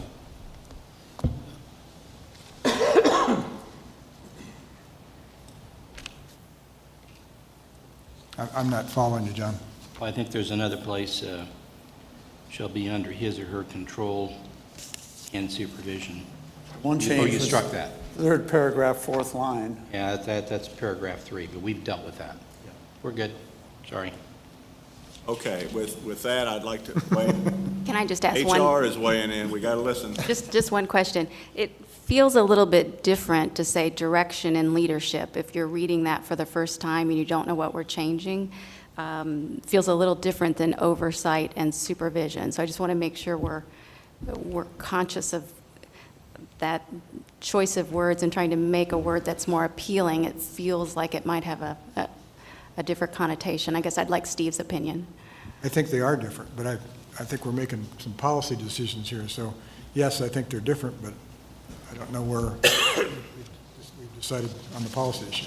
Well, why don't you state out what you, because I've actually sat here and not weighed in, because now we got the lawyers thinking about the word control, which is what's happening, which has a very specific meaning within the law, and it may be offensive to someone, but since we have several hundred years of common law on that. What about authority? Actually, that may, don't you think authority, Marcia, might? Yeah, I think that's better. So that everybody understands, I apologize for having all the lawyers have an opinion, but there is a specific meaning to authority. I think that the same as control, that is much different than leadership. It seems like with leadership and direction, it seems like someone's following, and just to make sure that it's not just following, but then there is some supervision or oversight or authority to go with that. Who can buy Julia's word authority, which I personally think is superior? Which is what? Julia, how will that read? So, well, I think it would read as follows. Shall be under his or her authority and direction, or direction. That's pretty clear. Good catch, Marcia, very good catch. All right, Darrell, as I think we have, is it 5 or 6 changes, Steve? 6? Let me, instead of getting pinned down, with the changes that have been discussed and that I believe we can all agree there is a consensus, I would like to recognize Darrell for a motion. One last thing, Dave. Yeah. I ran off the rails fast on that. That's okay. That's okay, because we'll have to amend the second sentence of that last paragraph too, Steve, on that page. This page? Which paragraph? It is the fundamental responsibility of the board, president, chancellors, and officers to seek and manage the resources in the best interest of the citizens of Missouri. This fundamental responsibility compels all general officers to look beyond individual universities' interests to enable the UM system to meet the needs of Missouri citizens. We'll have to, because it, once again, focuses on Missouri citizens, and we've got, of course, students that are not Missouri citizens. Maybe we refer to the mission and vision, as Moon suggested before. I'm open to... Can I push back on that a little bit? Please do. I do not believe bringing in the best and the brightest students from other states and other countries is necessarily inconsistent with Missouri citizens. If it was inconsistent with Missouri citizens, since Missouri citizens contribute the largest portion to our operating budget, I think they have a need to weigh in. This gets into the fundamental argument of what is a curator and what do we do. I personally am very worried about not having a statement making it clear that we are here for the benefit of Missouri citizens, which I believe is true, and if we're not, then we're going to have some hard discussions in Jefferson City. And I think that... Go ahead, Chris. Would you be comfortable without the word citizens and just for the benefit of Missouri? I like that.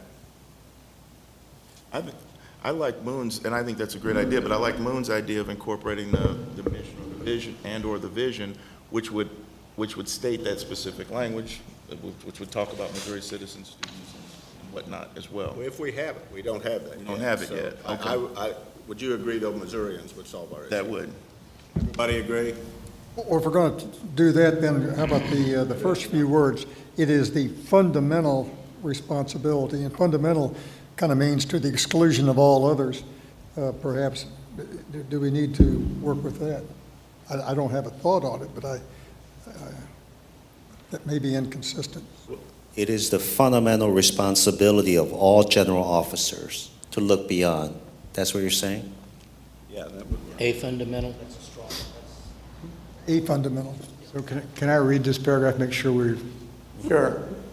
So it now reads, I believe, as, it is the fundamental responsibility of the board, president, chancellors, and officers to seek and manage resources to achieve the vision and mission of the system, period. This fundamental responsibility compels all general officers to look beyond individual universities and interests to enable the system to meet the needs of Missouri, period. All in consensus? Yes. By my count, this is my fourth try at this, so. Darrell, you got a motion? So moved. Thanks. The motion is made to adopt CRR 20.030 as revised in your documents with the amendments that have been added and discussed and recited by Steve Owen. All in favor? Or do I have a second? Second. All in favor? Aye. Opposed? Any abstentions? All right, by your motion, you have passed and we have adopted a new CRR 20.0 as amended. Break, how about? Congratulations. This is the heart of the report, this and the earlier CRRs. Congratulations, Darrell. Thank you, everyone. That's great. Okay. Yeah, break, 10 minutes or Okay, so? 10-minute break. Hey, let me say this too. We started a little late and we're on, Cindy, are we not on for a break at 4? To try to end by 4? Yeah, we were not- actually on to end at 4. We're not going to. We're going to go to 4:30 at least now. Okay. Hey, Dr. McTaggart, you're up again. Can we do that again? That was...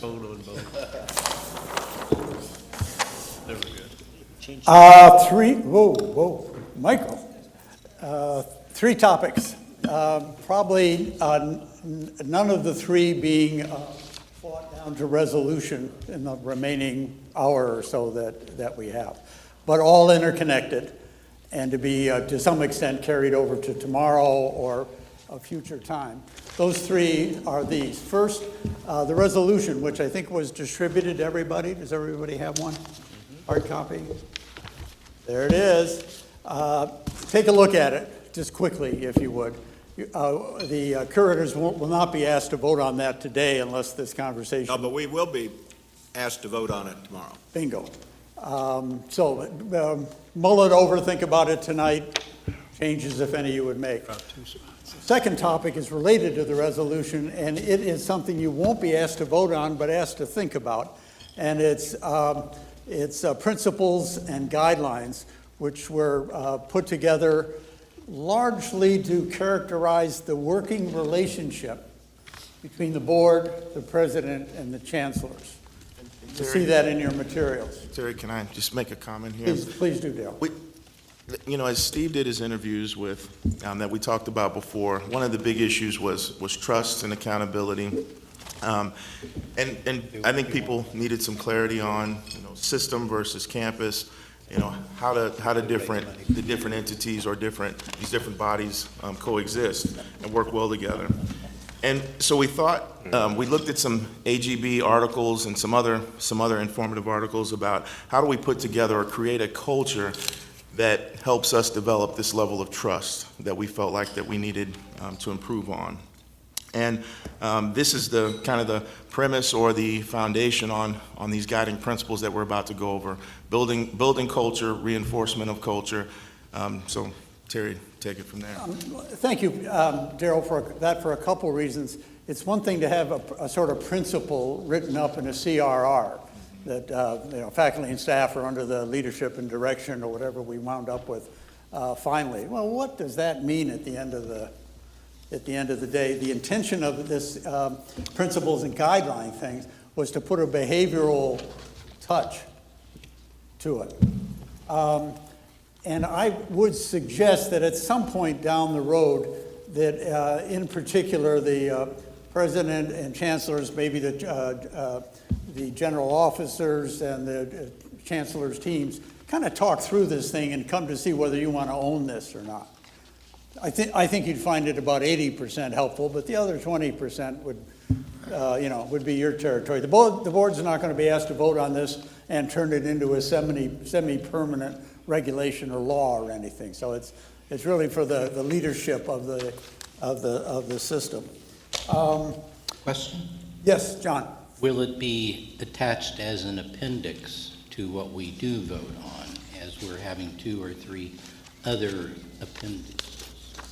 I couldn't, would you speak into the mic a little bit more, John?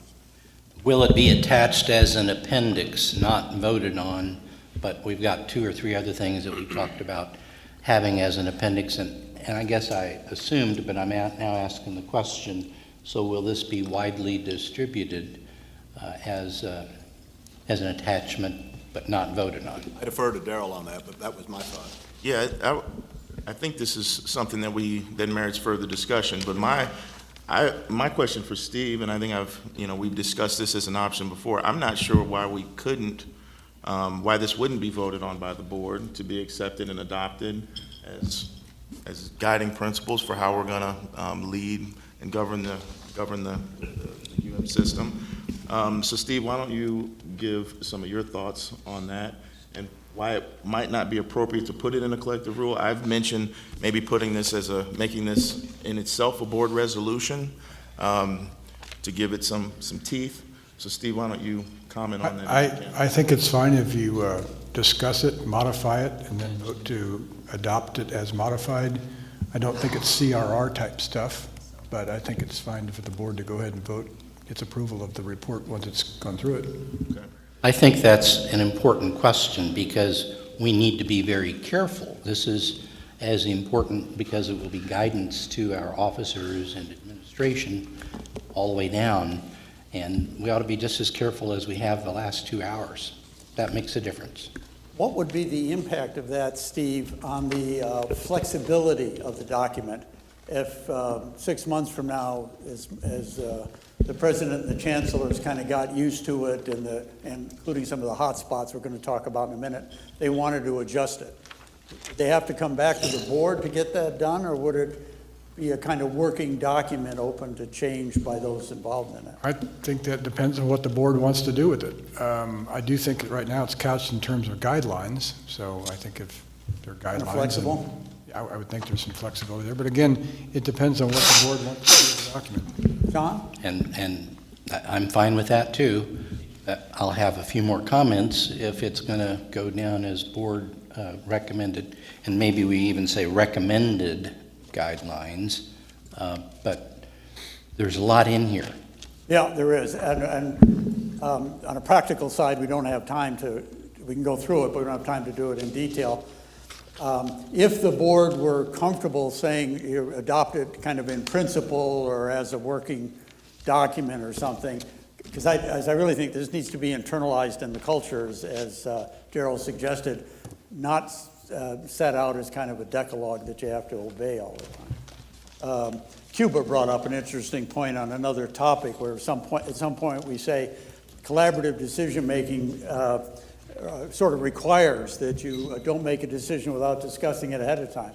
Well, at times, as she said, there are opportunities that need to be seized, and you lose them, so I'd hate to lose the flexibility on that. Are you comfortable with that, John, if it went? Yeah, I would point out that we have the chancellors, the president, and the board here, and to the extent they're guidelines for us. So.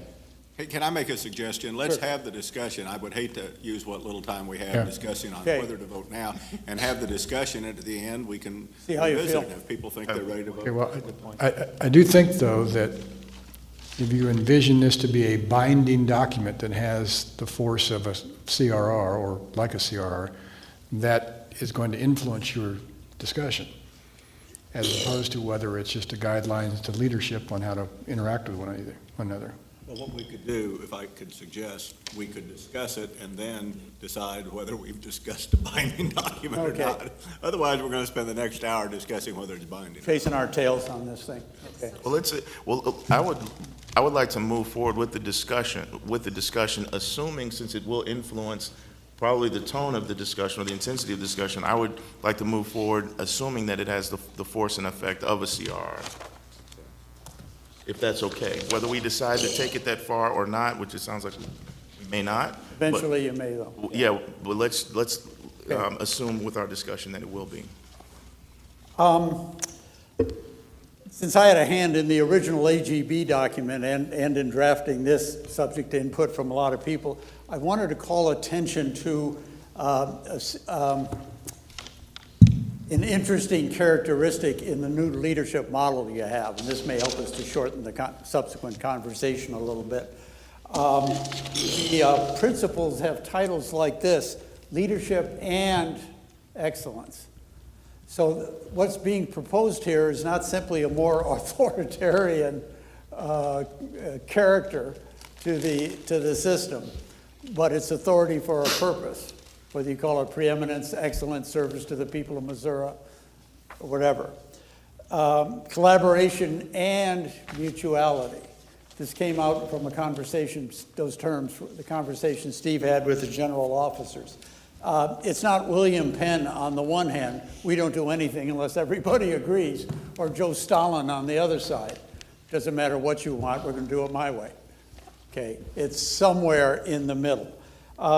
Central authority, but recognizing institutional distinction. Darrell, did you want to make a comment on the distinctiveness part at this point? I do. I think my experience coming onto the board, when I would sit down in board meetings and I would hear, well, we have these programs of excellence on each campus, we have all this institutional distinctiveness, this is what we do. And sometimes those answers to the questions about institutional distinctiveness and top programs kind of shifted depending upon what the universities needed or asked for at that moment. I think that's fine, but at the same time, I think it would be fair, I thought it would be fair for each of our campuses to put forth in 1 or 2 page format their top programs, the top 10 things that make them unique, and also their mission and vision statements, just so that we have clarity on what they do, what they're good at, and we can use that information to make decisions moving forward in whatever way, whatever situation that we're in that makes that information useful. So I think and that's included in the appendix of the materials that were handed out. I'm not sure if everyone has a copy of that. We'll make sure you have copies of that. But I think that information is important, and institutional distinctiveness is something that we should probably talk about as well. I see a lot of schools, and I'll confess that when I read through those 4 documents that the universities put together, I was mightily impressed. The number of institutes, the strength of the programs. And I didn't, anyway, it was well worth having in there, I think. Fourth general point, and this is the one that Cuba brought up during the break, collaborative decision-making when you can, but if there's an occasion when an executive decision needs to be made quickly, that's why the word authority is in your CRR. And then finally, core values. Now, okay, everybody's got core values. Penn State didn't follow their core values. Michigan State didn't follow their core values. And more institutions across the country are doing these kind of ethics audits almost to remind people that its appearances are less important than integrity, and particularly when it comes to the student realm. So anyway, that's kind of the humanistic background to the guidelines. Let's just work through them fairly quickly at this point so we can get to what I'm describing as hot spots, which are areas where there's been some contention and disagreement, and we'd like to start that conversation. So just take a look, and if something strikes you want to bring up, fine. If not, we'll continue to march. Leadership and excellence, UM system. This is the address to the board. All of these you'll see are trying to link the 3 sources of leadership and authority: the board, the president and his office, and the and the chancellors. The greater than the sum of the parts act of faith is sort of key in the first one. President's job are articulate and emphasize a strategic vision, trust relationship with the board. A word that hasn't appeared in too much of the literature of this system, but does more and more in the things you approve, the accountability piece. Not in a mean-spirited way, but just in a kind of honest appraisal of how we're doing. And Terry, so if we, under Leadership and Excellence Board, paragraph B, once again, citizens of the state of Missouri, I think the suggestion that Chris made before, I think we can do that as well. Dave, does that make sense to you? Good catch. There are probably a couple of others like that in here, Daryl. Okay. Are you still on the president? That'd be fine. Yeah, we're still on that first one. Go ahead, John. Oh, the very first A? Yeah. I guess I would raise this as a question. Again, it gets back to what I said earlier, and that is, it's good to have a vision. Hopefully we'll, on a break, come up with a draft for the very near future. But when we get back to strategic planning, what is envisioned? Or is it the president that articulates the vision and tells us what it is? Or is there going to be a process where there's a process where we have board, chancellor, provost, faculty buy into a vision? I don't know the answer to that. I know how in corporate America it works. But I think that's a question that we ought to talk about. This basically says the president says what his vision is. Well, in the past, 7 or 8 years, we've had, 4 or 5 different presidents. It's a little hard to have a vision, and I hope Moon stays forever. But my point being, is it a process or is it whoever is the president? Process, but I appreciate your comment. I'm going to suggest, given the nature of this document, that's kind of how we go through it, where questions are raised, as Daryl did on the citizenship thing. And let's, we'll record them, and when this thing gets revised, it'll be taken into consideration. Is that copacetic? Yeah, I'm not asking for a change. I'm raising it as a question for everybody. Yeah, well, then that's what's helpful, I think, at this stage of the game. Chancellors, anything problematic in that section?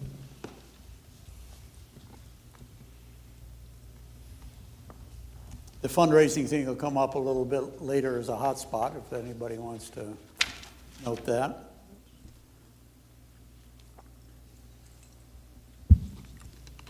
Okay. Is there a reason, and let me ask you, under chancellors in H, is there a reason why we communicate the value of the university system?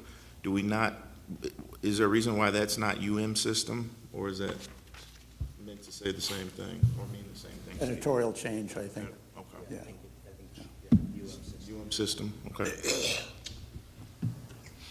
Which letter were you on? I was on Chancellor's H, communicate the value of the university system to internal and external audiences. I'm guessing that meant system. I was going to raise the same issue, system, but the one before that, where it says treat other universities as partners and their leaders as colleagues, with a small u, and does that mean within the system, or hopefully some of our STEM programs have all sorts of university relationships? I don't know, it's a minor point. I think the intention would have been capital U, within the system. But you're right, research, they tell me, all partnerships across the state. Well, so I think we're trying to move, it was my understanding that what we used to call the campuses would be preferred to be called universities. And so I think when we have a small u, we're referring to what we used to call campuses.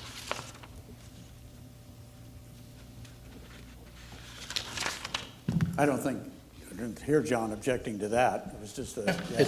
It's just an observation. In some ways, people sometimes use sister campus or sister university as a way to not have to capitalize or something like that to define within the system versus other systems. If I could just address this, Rock, you came up with it. Well, if you will. Collaboration and mutuality, how do curators feel about item D? Item D, show confidence in UM system leaders, working primarily with the president when concerns over executive, and that's intended not to mean just his own performance surface. Has that been your history, pretty much? Well, I'd like to hear the rest of the board. I think it's interesting that there were a group of us talking to the reporter, Rudy Keller, about some of the differences between 2015 and now, and how much better and easier communication is.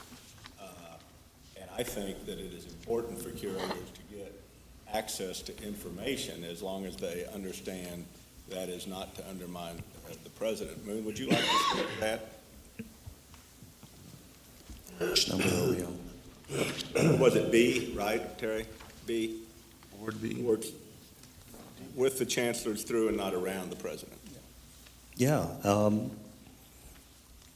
I've shared with my chancellors that they can meet with curators and vice versa. And the only thing that I asked of the chancellors is that I be provided an update so that I'm aware of what was discussed, so that if I have to prepare something in response, I can do that. So I've never blocked the chancellor from meeting with curators or vice versa. And that's been my position since day one. Let me ask this, are chancellors comfortable with deans and provosts meeting with meeting with curators as well, or is that an issue? Tom, you're senior, you have to go first. Actually, I am comfortable with it, but understanding the protocol, if significant issues come up, I do want to be in the loop. I don't want to hear about it by some other means, but it's just curators will meet with the faculty either informally or formally, but that's, as long as there's an understanding if the issue is of a certain importance, that I have to be in the loop at some stage. And the same thing that I would report back to the president if there's a significant conversation going on about an issue.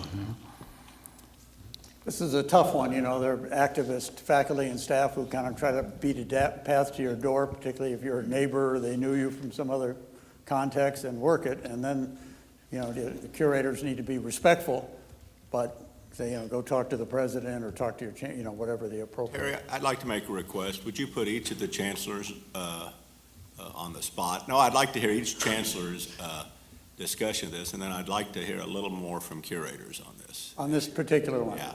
This communication between curators and faculty, staff at the... And chancellors, yeah. Yeah. Chris, I keep going to you to lead Sure. this off. Are you willing? Sure, I'll start off. It's a scaled version of what happens on the university campuses as well.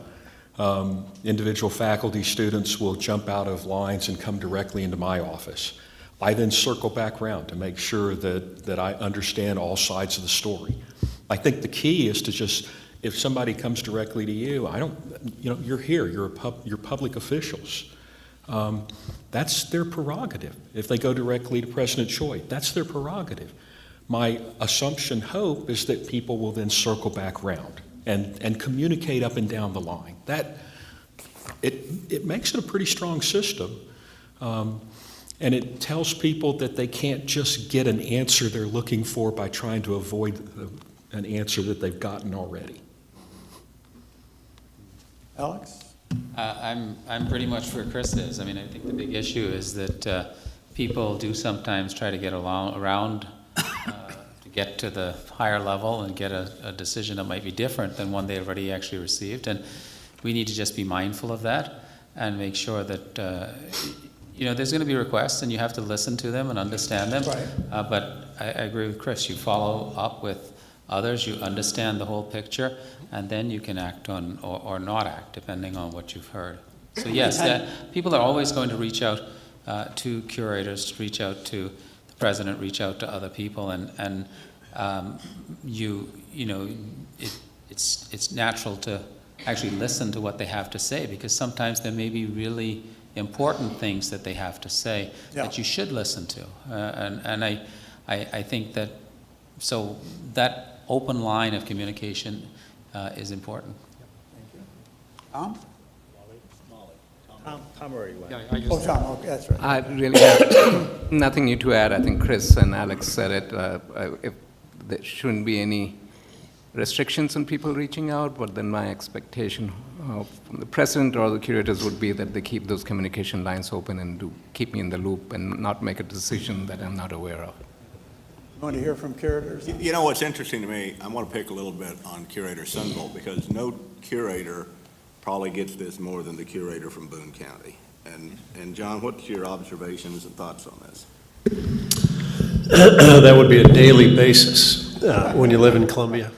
No, I think from a standpoint of faculty or anybody on a campus, if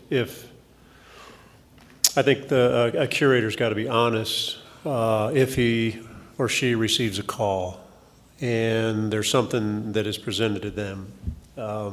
Honest meaning visiting with the chancellor of that campus, et cetera. The only thing you could do in a bad way is to go around receive some information from somebody and run with it in a different way without communicating with everybody above that person. And again, in my case, it happens a lot in Boone County, in Columbia. Not necessarily from faculty, but from usually physicians from the hospital, let's put it that way. Retired physicians. But no, I just, there's an honesty part of hierarchy and why it's there. And I think as a curator, we could only hurt our system if we're not honest with communicating or lack of communication with those we got to talk to if we receive a call. Rhonda had her. Yeah, any other curators want to get on it? No, I do notice on the previous page, that issue is not addressed under the board.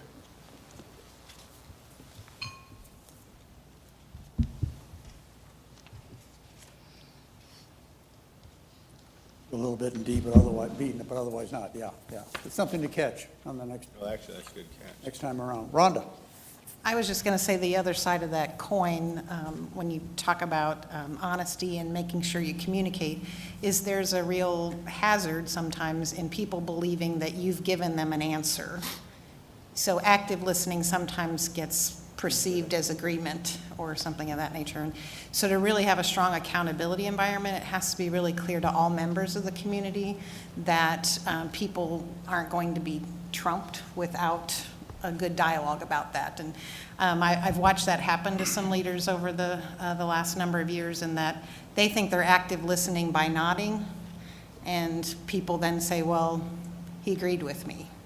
And so it's kind of incumbent as you're in those kinds of roles to understand people see you as having power, and they see it as, well, I had a really good conversation with so-and-so and we're on the same page. And so just be conscientious about the fact that people have a lot of respect for your roles, and they sometimes interpret those conversations to mean more than you might have intended the conversation. That's a great point. What I try to do is always making it clear that one individual curator, and that includes the chairman, really can't do anything. The board only acts by a majority vote, and in every conversation that seems to be serious, I try to make that point. Now, every curator can deal with it in a different way, but no curator has any power, frankly.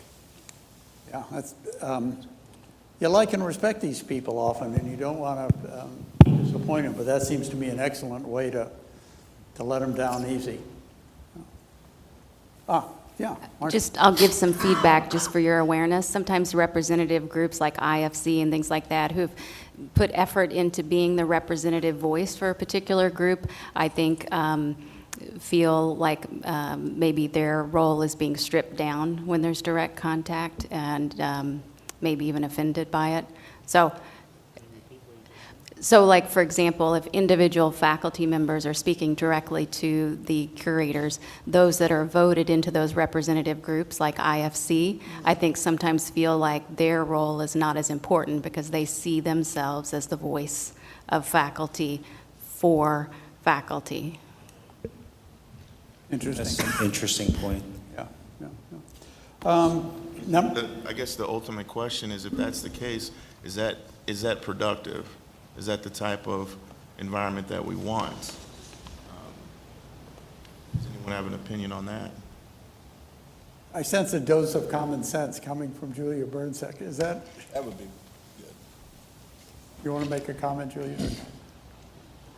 I just always, the balance, I just find that a little bit of comedy, I think, in all of it, that when we talk about shared governance, that it's not this, and it's not this, and it's not this, and then like we get into these lines of authority, and like everybody wants that authority.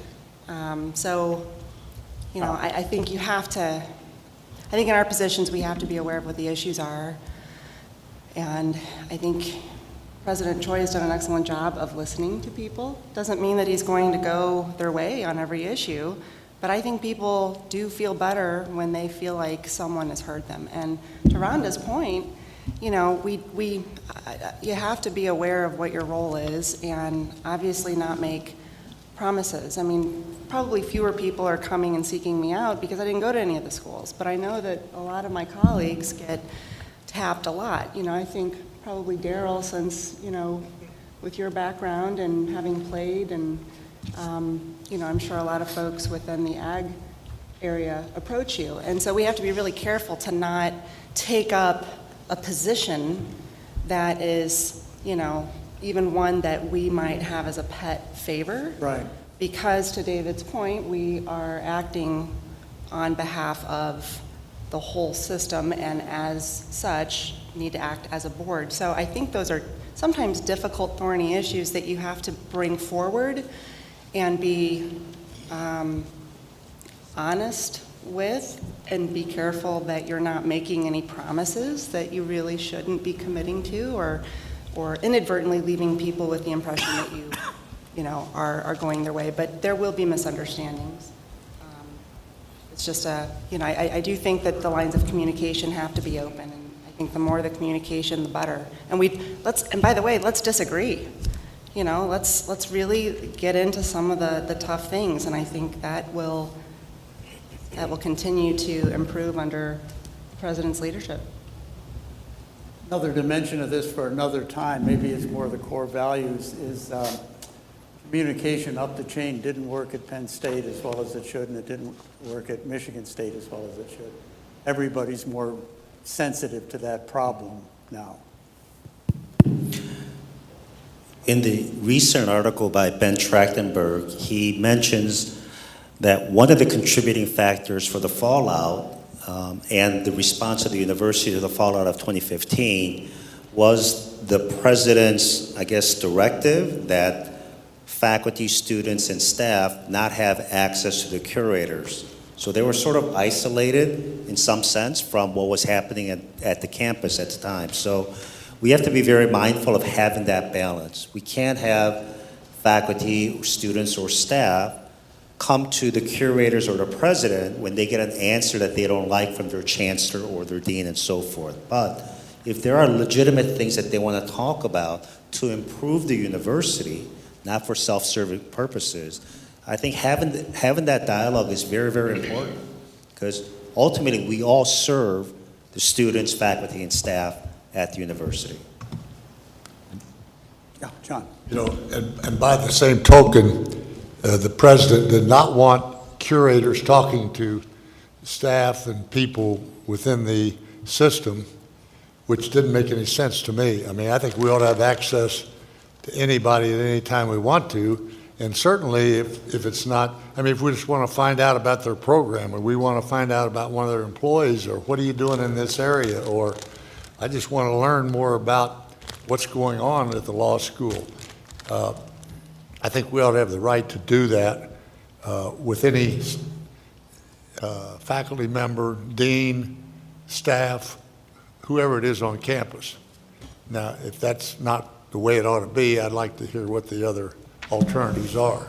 Phil, I agree with you. I think curator, we're doing this for now and 10 years from now. I think also curators have to be very, very careful, much like Rhonda indicated, not to handle it in such a way that a university employee, a dean, assistant dean, a faculty member thinks that they have that curator in their pocket. And it's a very delicate balance, so it can be destructive if not handled correctly. John, Chris, and then Marshall. So we're dealing with two real concepts here. One is the curator duties and responsibilities of collaboration in hearing things and sometimes even investigating. And then separately, I think, the president and the chancellors and their relationship in terms of, right. Can the president on occasion go around chancellors? Yeah, if he learns something that isn't being dealt with. I do want to agree with both Phil and Marcy in this respect. You can't, I don't think as a curator, and I do think we ought to have something in this under the curator role. Okay. And we don't. As opposed to the board. Yeah. Individual. Okay. You can't be open to everybody, nor should you run down every, you don't want to be burdensome either to Cindy, who we're supposed to communicate through, but we don't always. On the other hand, 2015 was an instance where if there hadn't been a really curious curator, I can't name him, but he was a former football player, who did smell a rat and did some interviews, and we would probably still be in trouble if he hadn't followed up and identified issues that I guess I didn't realize at the time that Tim was not allowing us to learn about. And so, like any organization, when something you see is wrong, then a curator or a president ought to have good sense and discretion, but don't do it very often. But sometimes that's the only way to get something set straight. Got to figure out, is it somebody lobbying you, or is there a real problem here? Right, and I've, since that whole, I'm going to call it the unrest or the protest, since that played out, I'm more circumspect about people reaching out to me on a faculty than I used to be. I've become more conservative about sitting down with somebody who says, I want to complain about something. Chris, and then Marshall. And Curator Phillips said very much where I was going. It's sort of both, there's an appreciation for all the curators for taking the time to talk to people. They're passionate, involved, they're interested. And then being able to separate something that's a personal kind of thing versus a broader university kind of issue. And you have to know to be able to ask the questions of the president, the chancellors, of all of us. And if you get enough things coming your way that are broader university issues, I would think that would help you head things off and help President Choi head things off before they occur. Marshall. Yeah, it's been interesting to listen to this, because I think a lot of what you're really getting to is if you have a really high trust culture between the curators, senior administration, including the chancellors, and if there's good communication in that group, and if at the same time you are offering tremendous opportunities for people to offer input so they don't have to seek the opportunity, it's almost too many opportunities for input. If you can position yourselves that way, it actually brings down the temperature, and you don't get hit by these random things as much, because people are like, oh my gosh, I got another chance to offer another idea. It's almost like you're over making yourself accessible, and by doing so, it lowers this one-off stuff, if that makes sense. It's when you work out of a scarcity or limited opportunity for input that you see these things go up. because then they got to get you at a football game, they got to get you in the corner, they got to talk to you here and there. So the thing that I would encourage is what you're doing. And I've noted this again with certainly President Choi. I've obviously seen Alex do this with faculty, trying to figure out ways to make yourselves as curators, as senior leaders, very accessible. And then what you're able to do is filter down. Some of those things are going to be, now that's a signal going off. I've heard that 3 times. We need to have a conversation on that. Then there's other things that you begin to delineate that are sort of random. Not to say they're not important, but they're not at that same level. It's when there is, and I was not here when issues transpired a couple years ago, but it seems to me that when there's this division between constituents and leadership, that gap in there is when you got problems. As long as you're over-communicating, you're giving them lots of opportunities, you're being very transparent, is a word we use a lot. But I think the key is that they feel like they can come in and talk. It's when it's scarcity that's an unusual thing, that you see these random things and you start getting hit. As long as you're out there in front of them, you're proactive in that. I think where organizations make huge mistakes is when they try to be, they're trying to be disciplined, but they're almost becoming out of a conservative mentality. They're not that openness that you want. And people are going to find a way to get to you. It's going to find a way. So I think a lot of it is the tone. And again, it goes back to that core thing of high trust environment, culture between leadership in terms of board governance and those who have to execute that as staff. And again, that's maybe some editorial in there, but I hope that makes sense as to what you're trying to get to.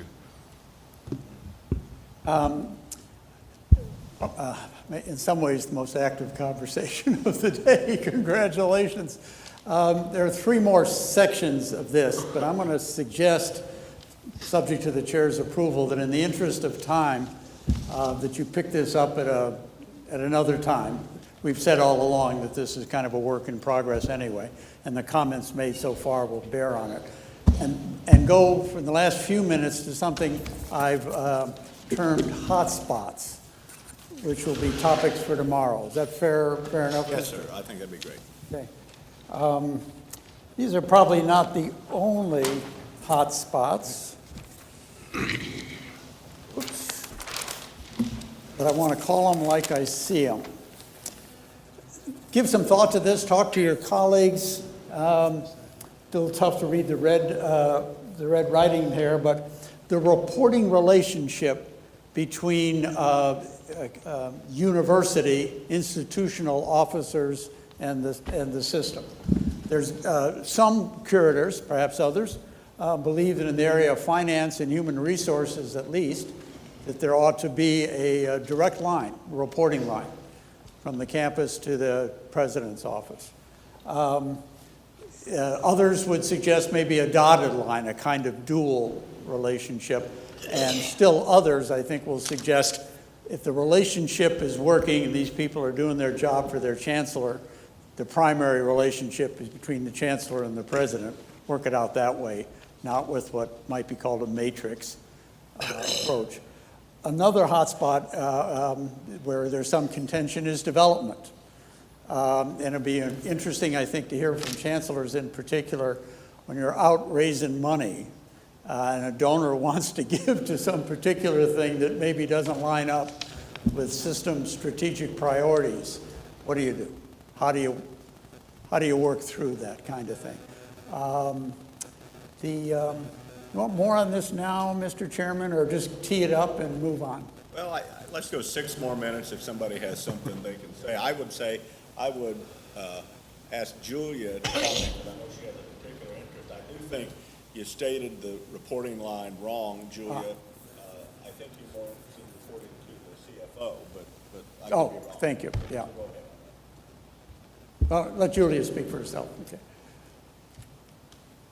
Well, I realize that would be considered a change. I think we are looking to create a lot of changes, and I think it goes back a little bit to what David opened with, to what I could hear in the car.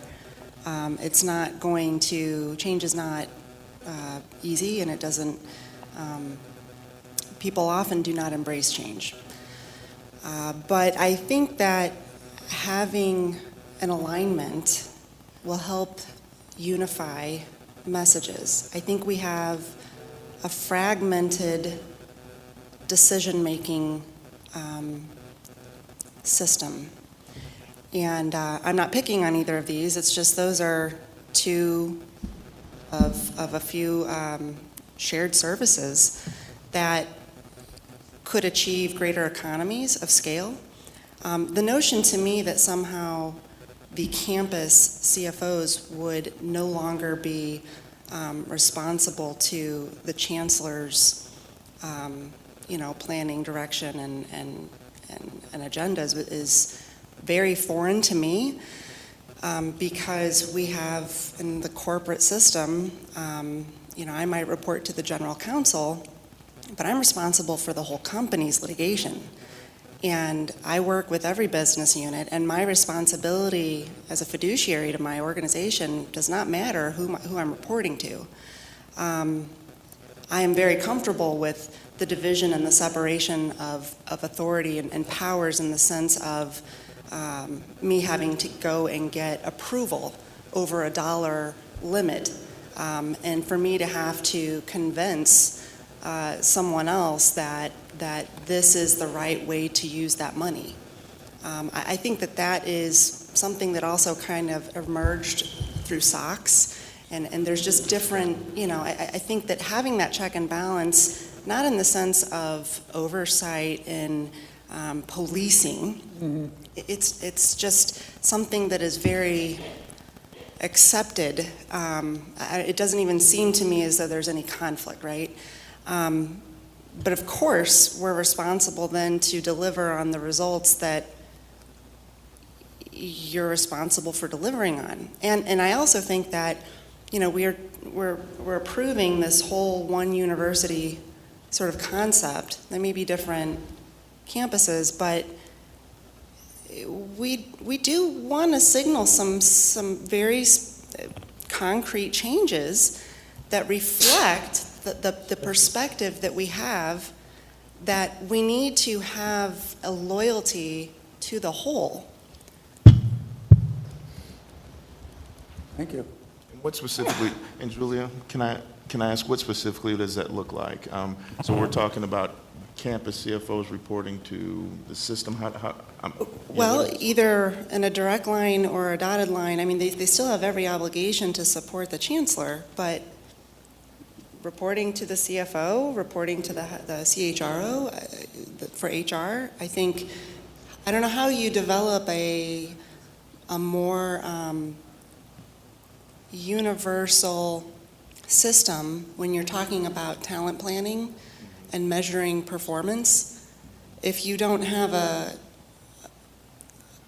collective understanding of how folks are to be measured. What roles do the chancellors, what role remains for the chancellors then with their CFOs? It doesn't change. Ryan had. Can I'll just offer some thought on that. I think, one I'd offer, there is a informal relationship today that works really well. If we wanted to say, do we want to work on formalizing what that means, you can call it a hard line, you can call it a dotted line.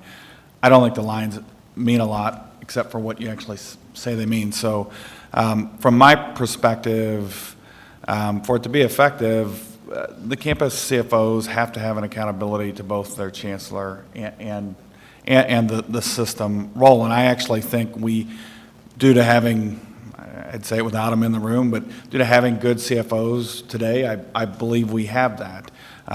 Could that change over time? It's dependent on the personalities in those roles, yes. I think the one thing that I fear in them not having, and I think Curator Brunsick was getting to this, them not having any accountability or relationship with their chancellor is, when I talk about financial performance, I think one of the worst things that can happen is, as an organization, we look at that and say, well, that's the responsibility of the CFOs and the finance team.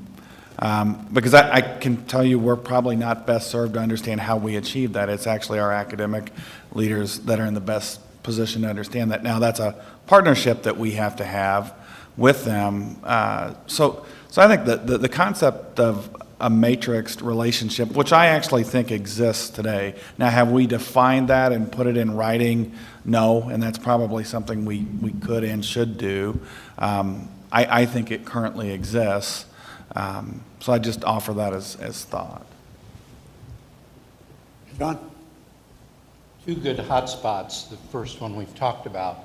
The second one, we may have gotten ahead of you because we sort of dealt with that development. Okay. We sort of dealt with that, and we tweeted the language. We gave the president more clear authority, in terms of oversight. My question of you, since the 6 minutes is gone, is we've got an hour and a half tomorrow, and it says continue talking about the report. We're only halfway through those guidelines, and to the extent that we may be voting on them, will that be, are these hotspots for tomorrow, or can we put them to bed, and then can we take an hour and a half, because we're only a third of the way through the guidelines, and it needs a little more work. My suggestion, will of the group, do the hotspots first. Go to the, just because they're out there, I think, and maybe, the development one can be minimized, but talk it through, see where you want to go, and then go to the guidelines. What we probably won't have time to do is the next steps. One of those three, I don't think we can do in an hour and a half, the way we operate. So, but that'd be my call, the hotspots, because they are hotspots, and then the guidelines to finish it up. Thanks. Copacetic? I don't know if we could do next steps until we deal with the hotspots, because I think those are part of the next. Yeah, so hotspots first. This is a continuing process that, as I said before, and I really appreciate everyone's effort. As hard as this has been, this is the easy. Yeah. So we have from 8:30 to 10 to discuss the task force, and then we reconvene at 11 o'clock to talk about implementation as the next steps. So we have another, so we have another hour and 45 minutes. No, we may well have time to get to those. Yep, I think we can do it. The resolution at some point in there. That's right. I think Great. we're done right now. Yeah. Thank you all very much. Enjoy your evening.